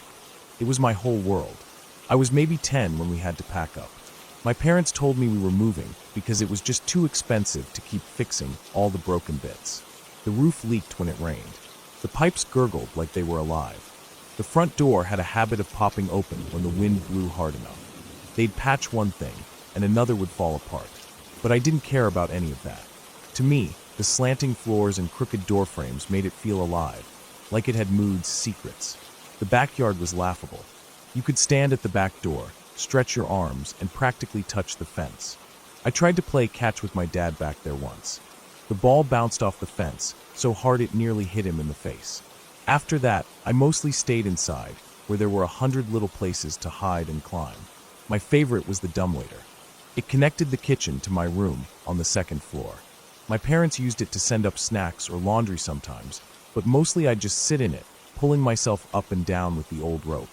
It squeaked and groaned the whole way, and the inside smelled like dust and old wood. When it came time to pack, I decided I'd make a game of it. My clothes were all shoved into my tiny closet, which was so narrow I could press my hands against both walls at once. Instead of folding them neatly, I just crammed them all in, pushing and stomping until they were wedged tight. I told myself I'd just pull them out like a big block when it was time to load the boxes. I remember it was raining the day I found the attic. The clouds pressed so low against the roof, I could hear the soft drum of water hitting the shingles. I was supposed to be packing my clothes, but instead I was standing in my closet, staring at the ceiling. I don't know what made me look up. Maybe it was a draft, or maybe the smell, an old, dry smell I hadn't noticed before. There was a square cut into the plaster above my head, almost invisible under the dim closet bulb. I dragged a chair in and pushed at the square. It gave way easily, and a piece of ceiling swung down on old hinges, nearly knocking me off the chair. Inside was a hole just big enough for me to squeeze through. The clothes under my feet were packed so tight I could stand on them like a step. I hauled myself up, elbows scraping the rough wood, and pushed my head into the attic for the first time in my life. The air was warmer than I expected, and it smelled stale, like dust, dry paper, and something I couldn't place then, but later would realize was rot. But it wasn't pitch black. Strings of red Christmas lights zigzagged along the beams. Some bulbs had burned out, but most still glowed faintly, painting everything in a dull, haunted red. I crawled up fully, my hands brushing over old boards and loose nails. The roof arched low over my head, forcing me to crouch. It was bigger than I expected. I'd always pictured an attic as a tight, triangle space where you'd bump your head immediately. But this one stretched nearly the length of the house. I turned in a slow circle, taking it all in. One side was lined with old insulation, stapled and covered in clear plastic sheets like someone had tried to keep it neat. Near the far end, under the lowest part of the roof, was a gurney, one of those rolling metal beds you see in hospitals. On top of it was a mound of sleeping bags and blankets, layered so thickly they made a sort of nest. Next to the gurney was a small fridge, the same sickly mint green color as our kitchen sink downstairs. I opened it half expecting to find mold or old soda cans, but when I tugged the door, the light flickered on and cool air drifted out. Empty, but humming, still alive. That's when I saw the first pile. At first I thought it was a bundle of sticks. They were stacked in a loose pyramid, shadows making strange shapes on the roof. But when I shuffled closer, I realized they weren't sticks. They were bones, long, thin ones. Some curved like ribs, others straight like arms or legs. A few still had scraps of yellowed tendon clinging to them. My stomach twisted. I tried to convince myself they were animal bones, maybe old chicken bones tossed up here by some weird kid before me. But when I turned around, I saw more. 4 or 5 piles, scattered in a rough circle around the middle of the attic. Some were bigger than others, some smaller. One was burned black, a smear of charred ash spreading into the wood floorboards. I knelt by the burnt pile, drawn to it like I was under a spell. The bones here were brittle, flaking away when I touched one. The wall behind it was streaked with something dark, and through the red light I could just make out words, smeared, scratched in charcoal, or maybe something else. The word sorry, repeated 3 times, each one darker than the last. I didn't know what to do. I just sat there, my legs numb against the cold floorboards, staring at those piles. I remember counting them again and again. 6 piles. 1 burnt, 1 half burnt, the rest clean. Some bones looked small, like they belonged to animals. Some were too big for that. A femur doesn't lie, even to a 10-year-old who's only seen them in books. I heard my mom call for dinner downstairs. Her voice was muffled through the floorboards. I couldn't see her, but through the cracks and knotholes in the attic floor, I could see glimpses of light from the hallway below. I realized then that the attic wasn't sealed off like I'd always thought. It was full of little holes, tiny peepholes that looked straight down into my room, my parents' room, the hallway. All those years I'd felt like the house was watching me. Maybe it was. When I finally crawled back down, I didn't tell my parents. What was I supposed to say? Hey Mom, there's a graveyard above my bed? They were so busy with packing boxes and arguing about movers and final bills. They barely looked at me as I dragged my feet through the kitchen. I wanted to scream it at them, force them to look, but I didn't. I just ate my dinner and stared at the floor, trying not to imagine bones above my head. That night I couldn't sleep. I lay in my bed, eyes fixed on the ceiling, tracing the spots where I knew the attic floor was weakest. I thought I could hear things up there, little shifts, like something moving among the piles. Maybe it was just mice. Maybe not. I pressed my pillow over my ears and waited for morning. Packing dragged on for days. Every time I went back into my room, I felt the weight of it all pressing down from above. When I used the dumbwaiter, I wondered if whoever had lived up there had used it too, sending food up and down, maybe watching me through the cracks. I stopped using it after that. I carried my boxes down the stairs instead. On our last day, my dad asked me to check the closet to make sure I hadn't missed anything. I almost told him then. I stood there, staring at the open attic hatch, waiting for him to look at me. He didn't. He just tapped the doorframe, told me to hurry up, then disappeared down the hallway. I climbed back up one last time, my feet sinking into the soft brick of clothes. The attic looked exactly the same. The lights were still glowing. The bones were still there. I think I expected them to vanish, like a bad dream. But they didn't. I crouched by the burnt pile again. I ran my fingers over the word sorry, smudging the ash. I don't know what I was apologizing for. Maybe for finding it, maybe for leaving it. When we pulled away from the house that evening, I pressed my face to the car window and watched it shrink behind us. The crooked chimney, the narrow walls, the dumbwaiter window jutting out from my old bedroom. I wondered who'd find it next. The attic wasn't locked. Anyone could climb up and see what I saw. Or maybe they'd seal it off, tear the whole thing down and build something normal in its place. Years passed. We moved twice more before my parents settled down for good. I grew up, finished school, started working. But sometimes I dream about that house. In the dreams, I'm back in my old room. The dumbwaiter creaks behind the wall. The closet door is open, the attic hatch gaping like a mouth. I can hear things moving up there. Bones clinking like wind chimes, red lights flickering through the cracks. I wake up sweating, my ears straining for noises in the ceiling. I looked the house up once. It's still standing, though someone painted it bright blue and redid the porch. The listing said fixer-upper with unique charm. I wonder if the new owners ever opened the attic. If they did, they never said anything about it. Maybe they're too busy fixing the pipes and patching the leaks to care what's above their heads. I've thought about calling someone, telling the police maybe. But what would I even say? There are bones in an attic I haven't seen in 20 years. They'd laugh. Or worse, they'd find nothing. Or worse still, they'd find something I don't want to know. Sometimes I tell myself it doesn't matter. It's not my problem anymore. But at night, when the house is quiet and I'm lying in bed, I picture those piles. I see the burnt ones, the word sorry, scratched into old wood. I wonder who wrote it. I wonder what they did. I wonder if they ever left that attic, or if they're still there somehow, in the bones, in the walls. I moved on. I live in a wide, flat house now. The roof doesn't leak. The floors don't creak. There's no dumbwaiter, no secret attic hatch. Sometimes I think that's worse, because every time the floorboard groans under my feet, I half expect to hear something knock back, some old piece of that crooked, skinny house trying to remind me that it's still out there, that it never really let me go. I know I'll never go back, but sometimes I picture myself driving down that street, parking in front of that odd little tower. I see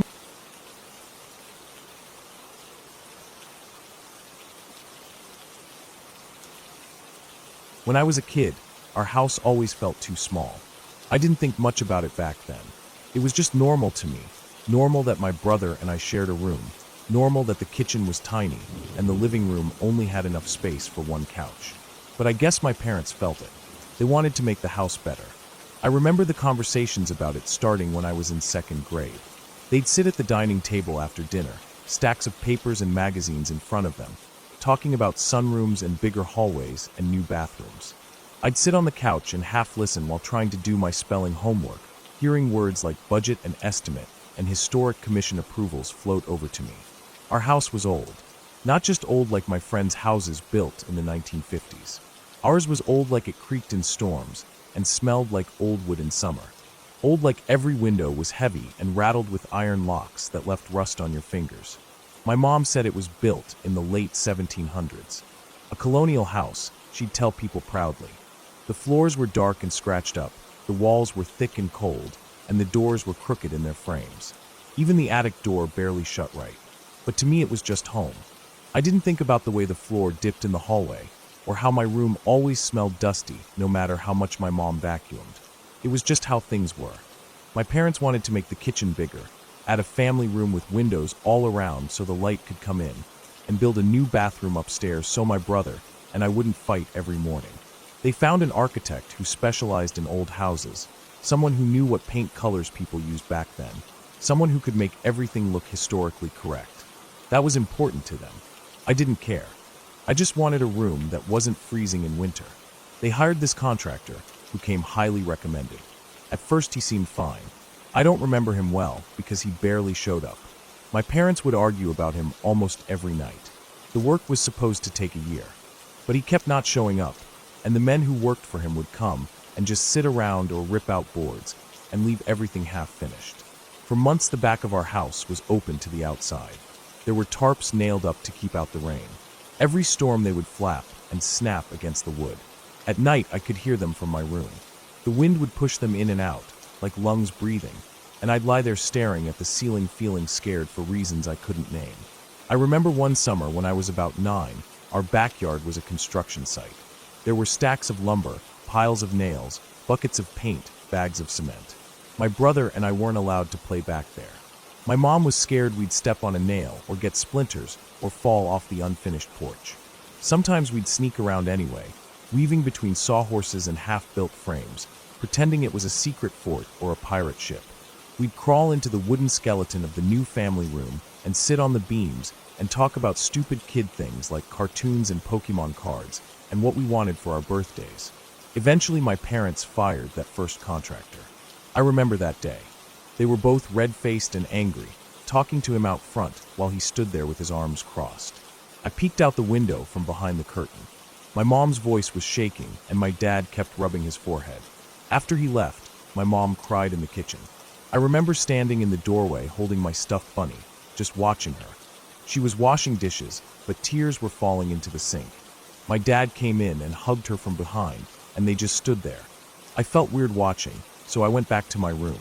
It took them months to find a new contractor. They ended up talking to their lawyer about the situation, and he said he knew someone from his church who was reliable and honest. That's how they found the second contractor. He was a big man with a deep voice, very polite, always saying, "Yes, ma'am," and "No, sir." He had a crew of men who came with him most days. Sometimes he came himself, but mostly it was his men working. My mom always tried to be nice to them. She'd fill a big pitcher with lemonade and send me out with cups. Sometimes cookies too, or granola bars if we had them. She said it was important to treat people well, especially when they were working hard in the heat. That summer was brutal. The air felt like soup, thick and sticky, and every time I stepped outside I started sweating.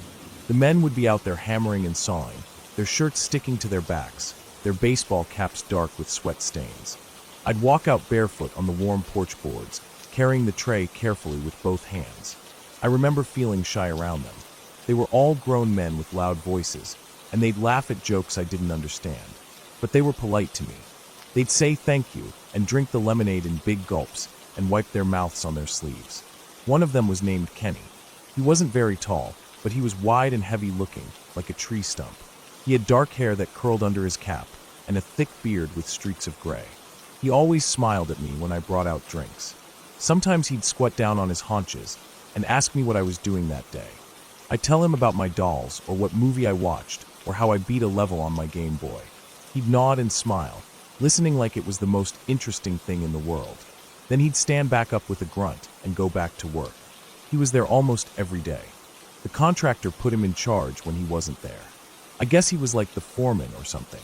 My dad said later he was more like a gopher, just doing what he was told. But he seemed in charge to me because everyone listened when he spoke. He'd tell the men where to carry beams, how to fit the window frames, when to take lunch. I got used to seeing him out there every morning when I left for school and every afternoon when I came home. Sometimes I'd sit on the porch steps and watch them work while I ate an ice pop. He'd glance over at me and wave, and I'd wave back. They finished the addition when I was in 4th grade. It took so long that I barely remembered what the backyard looked like before. Now we had a family room with tall windows and a ceiling fan, and the kitchen was twice as big with new cabinets and an island in the middle. My parents were so happy. They invited friends over to see it, showing them the painted trim and new lighting fixtures. My brother and I got our own rooms because of how they rearranged things. I remember lying on my new bed that first night, staring at my posters on the wall, feeling like I finally had my own little world. Life moved on. The construction was done. The workers were gone. I didn't think about them much after that. School started again, and my brother went to middle school, and I spent my afternoons at soccer practice or playing with friends down the street. The summer felt far away. Then one evening my dad was reading the newspaper after dinner. He always read it at the table with a mug of tea. My mom was cleaning up, and I was sitting on the floor drawing in my sketchbook. My brother was upstairs blasting his music. I wasn't paying attention until my dad made this noise, like a quiet grunt. Not surprised, just uncomfortable. I looked up and he was staring at the paper, his mouth pulled tight. My mom asked what was wrong. He didn't say anything for a moment, just folded the paper closed and pushed it away. She asked again. He said, "Nothing. It's nothing." But his face was pale and his hands were gripping the mug, so hard his knuckles were white. Later that night, I heard them talking in the kitchen after I went to bed. Their voices were low but tense. I couldn't hear what they were saying. I didn't think much about it. Grown-ups always had their own worries. The next day, I found the newspaper folded under a stack of mail. I don't know why I looked at it. Maybe because I was bored. Maybe because I remembered my dad's face. I flipped through the pages until I saw a headline with a familiar name. Kenny. His picture was there, a mugshot. He looked the same except his eyes were half closed and his beard was scruffier. The words underneath said he had been arrested for multiple charges of child molestation. They listed his history, that he was on a sex offender registry, that he had worked construction jobs around kids, that he had been in and out of prison before. I sat there staring at his face. My stomach felt cold and hollow. I remembered him squatting down to talk to me, his eyes crinkling at the corners when he smiled, the way he'd pat my shoulder when I handed him lemonade. I felt sick. I put the newspaper back where I found it and ran upstairs to my room. I lay on my bed staring at the ceiling, trying to push the memories away. But they kept coming. Him standing in the driveway, him sitting on the porch steps, him smiling at me while sweat dripped down his forehead. I didn't say anything to my parents. They never said anything to me either. But I knew they knew. For weeks after, I felt watched. Even though he was in prison, I felt like he could see me somehow. Like he was standing outside the window in the dark, just looking in.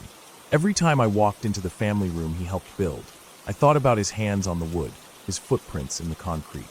The place felt tainted, dirty somehow. I didn't like sitting on the porch anymore. I didn't like drinking lemonade. At night I'd lie in bed thinking about all the days my parents left us home alone with the workers.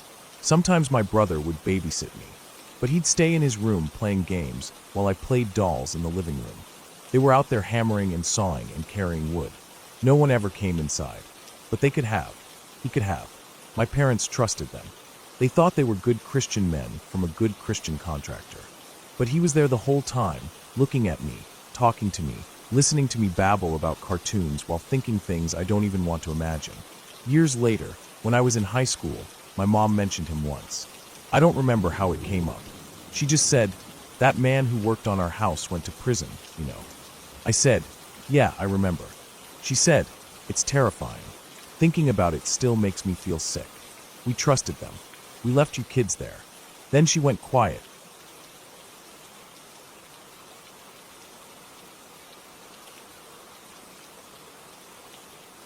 I woke up before sunrise, the cold air making my breath fog up the inside of my old truck as I sat there sipping coffee from a chipped thermos. I'd parked at the trailhead late the night before. I'd been meaning to do this hike for years, a 20-mile loop through the forested foothills north of town. Most people only hiked the first few miles and to camp at the creek, but I wanted to do the whole loop in a single day. I'd been training for it by doing long walks after work with a weighted pack, hoping it would build up my knees and back for the climb. I was 38 years old and stubborn about staying fit, even though my body ached every morning now. The sun wasn't up yet, just a faint gray light rising behind the black hills. I pulled on my boots and tightened the laces, feeling the rough grit of old dried mud under my fingers as I tucked the loops in. My pack was already packed from the night before, so I just swung it on, locked my truck, and started up the trail. The trail climbed steadily, switchbacking up the side of a ridge. I moved slowly at first, my knees stiff, but as the blood got flowing, I sped up. The air smelled like pine sap and old dry leaves. There were spider webs strung between the brush that caught the dawn light and shimmered with dew. I broke them with my shoulders as I walked, feeling the cold threads on my cheeks. The birds started up as the light grew. Jays screeched from the oak trees, and little wrens darted out from bushes, chattering warnings to each other. About 3 miles in, I reached a small clearing where the old trail junction was. There used to be a fire lookout up the hill, but it burned down decades ago. All that was left was the concrete footings half buried in leaves and needles. I stopped here to eat a snack, sitting on one of the footings and pulling out an energy bar. My legs already felt warm and strong. I drank water from my Nalgene, wiping sweat from my forehead, then packed up again and headed up the next ridge. This part of the trail was steeper. It twisted through tall pines with reddish bark peeling in long strips. The ground was covered in needles, and the smell was strong and sharp in my nose. I watched the dirt in front of me carefully, scanning for rattlesnakes. It was still early and cool, but I'd nearly stepped on one last summer doing a shorter hike in these hills. The memory of its rattle going off right under my foot still made my stomach twist. After an hour or so, I reached the high saddle where the trail curved around the ridge before dropping down into the Big Creek Canyon. I stopped here to stretch. The sun was fully up now, the sky a pale hazy blue. From here I could see down into the next valley, oak trees scattered like green mushrooms across the gold grass slopes. Farther south, there were power lines running across another ridge, the towers standing silent and still like thin metal giants. I started down the other side, moving carefully. My knees always felt worse going downhill, and I didn't want to slip on the loose rock. The trail was narrower here, with brush scraping both sides of my pack. The air smelled dry and dusty. A few lizards skittered off as I passed. At one point I saw a pile of old coyote scat, dry and packed with fur. I kicked it off the trail. At the bottom was the creek crossing. It was just a trickle this late in summer, but there were still deep pools here, and there under the willows. I decided to take a break. I stepped down onto the smooth rocks by the water, dropped my pack, and splashed cold water on my face. It felt sharp and refreshing. I refilled my bottle, filtering the water carefully, then sat on a rock and pulled off my boots to wiggle my toes in the sun. I ate a peanut butter sandwich I'd packed, chewing slowly while staring at the rippling water. The world felt calm and silent, just insects humming and water trickling over rocks. After 20 minutes or so, I put my boots back on and shouldered my pack. I checked my map. The trail climbed steeply up the next ridge for 3 miles, then curved back west along a higher trail before descending the long switchbacks back to the trailhead. I figured I was halfway done, maybe a little less. I felt good. My legs were tired but steady. I started up the climb. It was hot now. Sweat dripped down my back and into my waistband. The trail switchbacked sharply up the side of the canyon.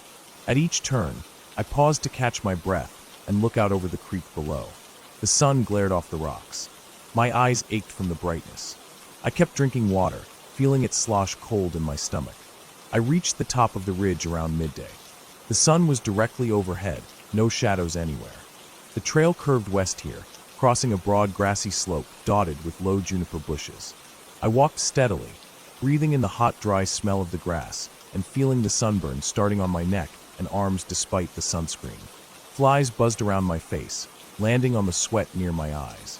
I waved them away and kept moving. About a mile along this ridge, I saw something odd ahead of me on the trail. At first, I thought it was a dead animal, but as I got closer, I saw it was a backpack, lying half off the trail in the dirt. It looked old. The fabric was bleached by the sun, and the zippers were rusted brown. I stopped and looked around. There was no one in sight, no sound except the breeze rustling through the dry grass. I stepped closer and nudged the pack with my boot. It was half unzipped. Inside I could see a dirty sleeping bag, a metal cup, and some other gear. I didn't want to touch it. Something about it made my chest tighten. I stood there for a while, scanning the slope. There was no trail leading off here, just the main path cutting across the ridge. I looked for footprints, but the dirt was too hard-packed and rocky to hold any clear prints. I kept going. I felt unsettled now, my mind running ahead of me. Who left that pack there? Why hadn't they come back for it? I walked faster, wanting to get to the descent and back to my truck before the day got any hotter. The breeze picked up, blowing hot and dry across the ridge, rattling the dead seed heads of the tall grasses. Soon I reached the junction where the trail started down. I paused to check my water and snack again, trying to calm the jumpy feeling in my chest. As I stood there, I heard something behind me on the trail, a sound like rocks shifting under a foot. I spun around quickly, but saw nothing. The trail was empty, curving back along the ridge and disappearing behind the junipers. My pulse thudded in my ears. I stared for a long time, scanning the brush. There was no movement, no sound now except the breeze. I turned back and started down the switchbacks. I walked faster than I normally would, my knees aching from the jarring steps. The switchbacks cut through thick chaparral. The air smelled sharp and dry. I kept looking back up the trail, half expecting to see someone following me. Each time there was nothing but empty trail shimmering in the heat. About halfway down, I came around a tight switchback and froze. In the dust ahead of me was a footprint, a boot print facing uphill. It looked fresh, edges sharp in the dirt. My heart started pounding. I bent down to look closer. The tread was different from mine, wider lugs and a different pattern. I scanned the slope below and above me, my eyes flicking from bush to bush, searching for movement. There was no one, just silence and heat. I stood up and kept walking, but now I walked as quietly as I could, placing each foot carefully to avoid scuffing rocks. My mouth felt dry, and I stopped drinking water because I didn't want to swallow and miss any sounds. The switchbacks kept going down and down. At each turn, I paused to listen, my ears straining for footsteps behind me. All I heard was the breeze rattling dry leaves and the distant screech of a hawk. Finally, I saw the metal gate at the bottom of the trail, marking the entrance back to the parking lot. Relief flooded me. I almost broke into a jog, but forced myself to keep walking steadily. I didn't want to slip and fall now. As I neared the gate, I glanced back one last time. The trail was empty. The heat shimmered on the dirt and rocks. I let out a long breath I hadn't realized I was holding. I stepped through the gate and into the parking lot. My truck sat there under the pines, dusty but solid and safe-looking. There were no other cars. I walked quickly across the lot, my boots crunching on the gravel, and unlocked my truck. I pulled the door open and swung my pack inside, then climbed in and slammed the door shut. I sat there for a long time, just breathing in the hot, stale air of the cab. My hands were shaking. I drank the last of my water and started the engine. The fan blew hot air in my face at first before the AC kicked in. I pulled out of the lot and started down the long dirt road back to the highway. As I drove, I kept checking my rearview mirror, half expecting to see someone step out of the trees behind me. But there was no one. When I got home, I unpacked my gear in the garage and sat on the cold concrete floor for a while, staring at the scuffed toes of my boots. I felt tired all the way down into my bones. I thought about that backpack on the ridge, bleached by years of sun. I thought about the fresh footprint on the switchback. And I thought about the sound of someone stepping on rocks behind me, though I never saw who it was. That night, I couldn't sleep. I kept thinking about all the stories I'd heard of missing hikers, people who went out alone and never came back, people who left their packs behind, or people who simply vanished without a trace. I thought about how empty the trail was, how far from the nearest road or house, how easily someone could disappear out there, how easily someone could watch you walk past, and you'd never know they were there. In the morning, I woke up early, sore and exhausted. I stood at the kitchen sink with my coffee, staring out at the quiet street, feeling the sun rising warm on the window glass. I didn't go hiking that day. I didn't even go outside.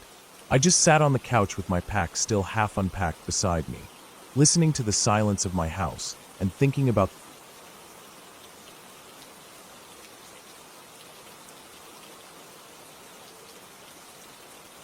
I still think about it sometimes when I see a white truck or hear tires screeching on pavement. I'm 23 now, but back then I was just a kid, 13 or 14, still short enough that I looked even younger.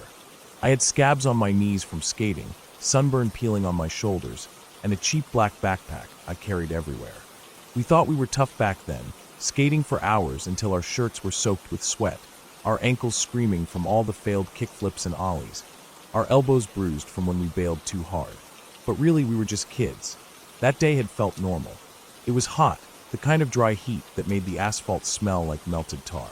Tim, Brandon, and I had been skating down by the abandoned factory earlier, just goofing off. Brandon was trying to land a new trick off the loading dock, and Tim kept messing with his trucks because he thought they were too loose. We spent a couple hours there before getting bored, and the sun had started to dip just a little, making everything glow that hazy gold. We decided to head to July 11th to get some drinks before going home. Our boards clacked along the sidewalk. I remember feeling tired, my feet aching from standing on the board all day, my hands sticky from sweat and dust. The 7-Eleven was only a few blocks away. We passed cracked sidewalks lined with little weeds pushing through, past the small houses with peeling paint and faded cars parked out front. past the old dentist office that always smelled like burnt coffee when we skated by. I was thinking about getting a cold Arizona tea because they were only 99 cents back then. Tim wanted a Slurpee. Brandon said he'd probably grab a Mountain Dew and some chips. It was just a normal summer afternoon. We didn't have much money, just a few crumpled bills and coins pooled together in our pockets. That was how it always was. We got to the 7-Eleven and propped our boards up against the window outside. The glass was smudged with fingerprints, and there was a ripped sticker on the door that used to say automatic door, but now just said matic door, with scratches all around it. The store smelled like microwave burritos and cheap air freshener, cold and stale. The fluorescent lights buzzed overhead. Tim headed straight for the Slurpee machine, and Brandon went to grab chips. I stood in front of the coolers, letting the cold air hit my face for a second before grabbing the Arizona tea I wanted. The cans always felt nice in my hand after skating in the heat. We paid and left. The cashier didn't say anything to us, just rang us up with bored eyes, and went back to staring at whatever was on his phone. When we stepped outside, the sun felt blinding after the cold light of the store. I squinted against it, popping open my tea and taking a long drink. We didn't say much. We were tired, ready to go home. The sidewalk felt rough under my shoes as we walked toward the exit of the parking lot. Our boards clattered lightly as we held them by the trucks. The air smelled like gasoline and hot asphalt, with a faint breeze bringing the smell of cut grass from somewhere nearby. We waited at the edge of the parking lot for the traffic light to change so we could cross. It wasn't a busy highway, just 2 lanes each way, but cars came fast down the slope from the north end of town. I remember watching the red light, feeling the sun beating down on the back of my neck, the metal trucks of my board warming up in my grip. Tim was mumbling something about needing to get home soon because his mom was making burgers that night.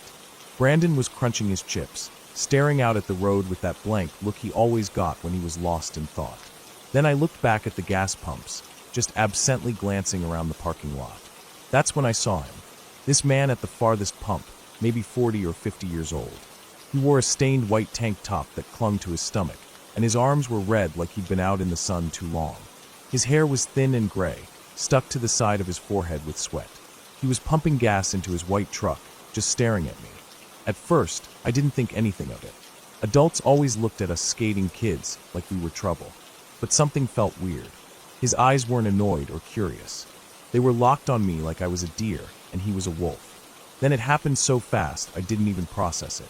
He dropped the gas pump nozzle right there, let it clatter to the ground, and he jumped into his truck.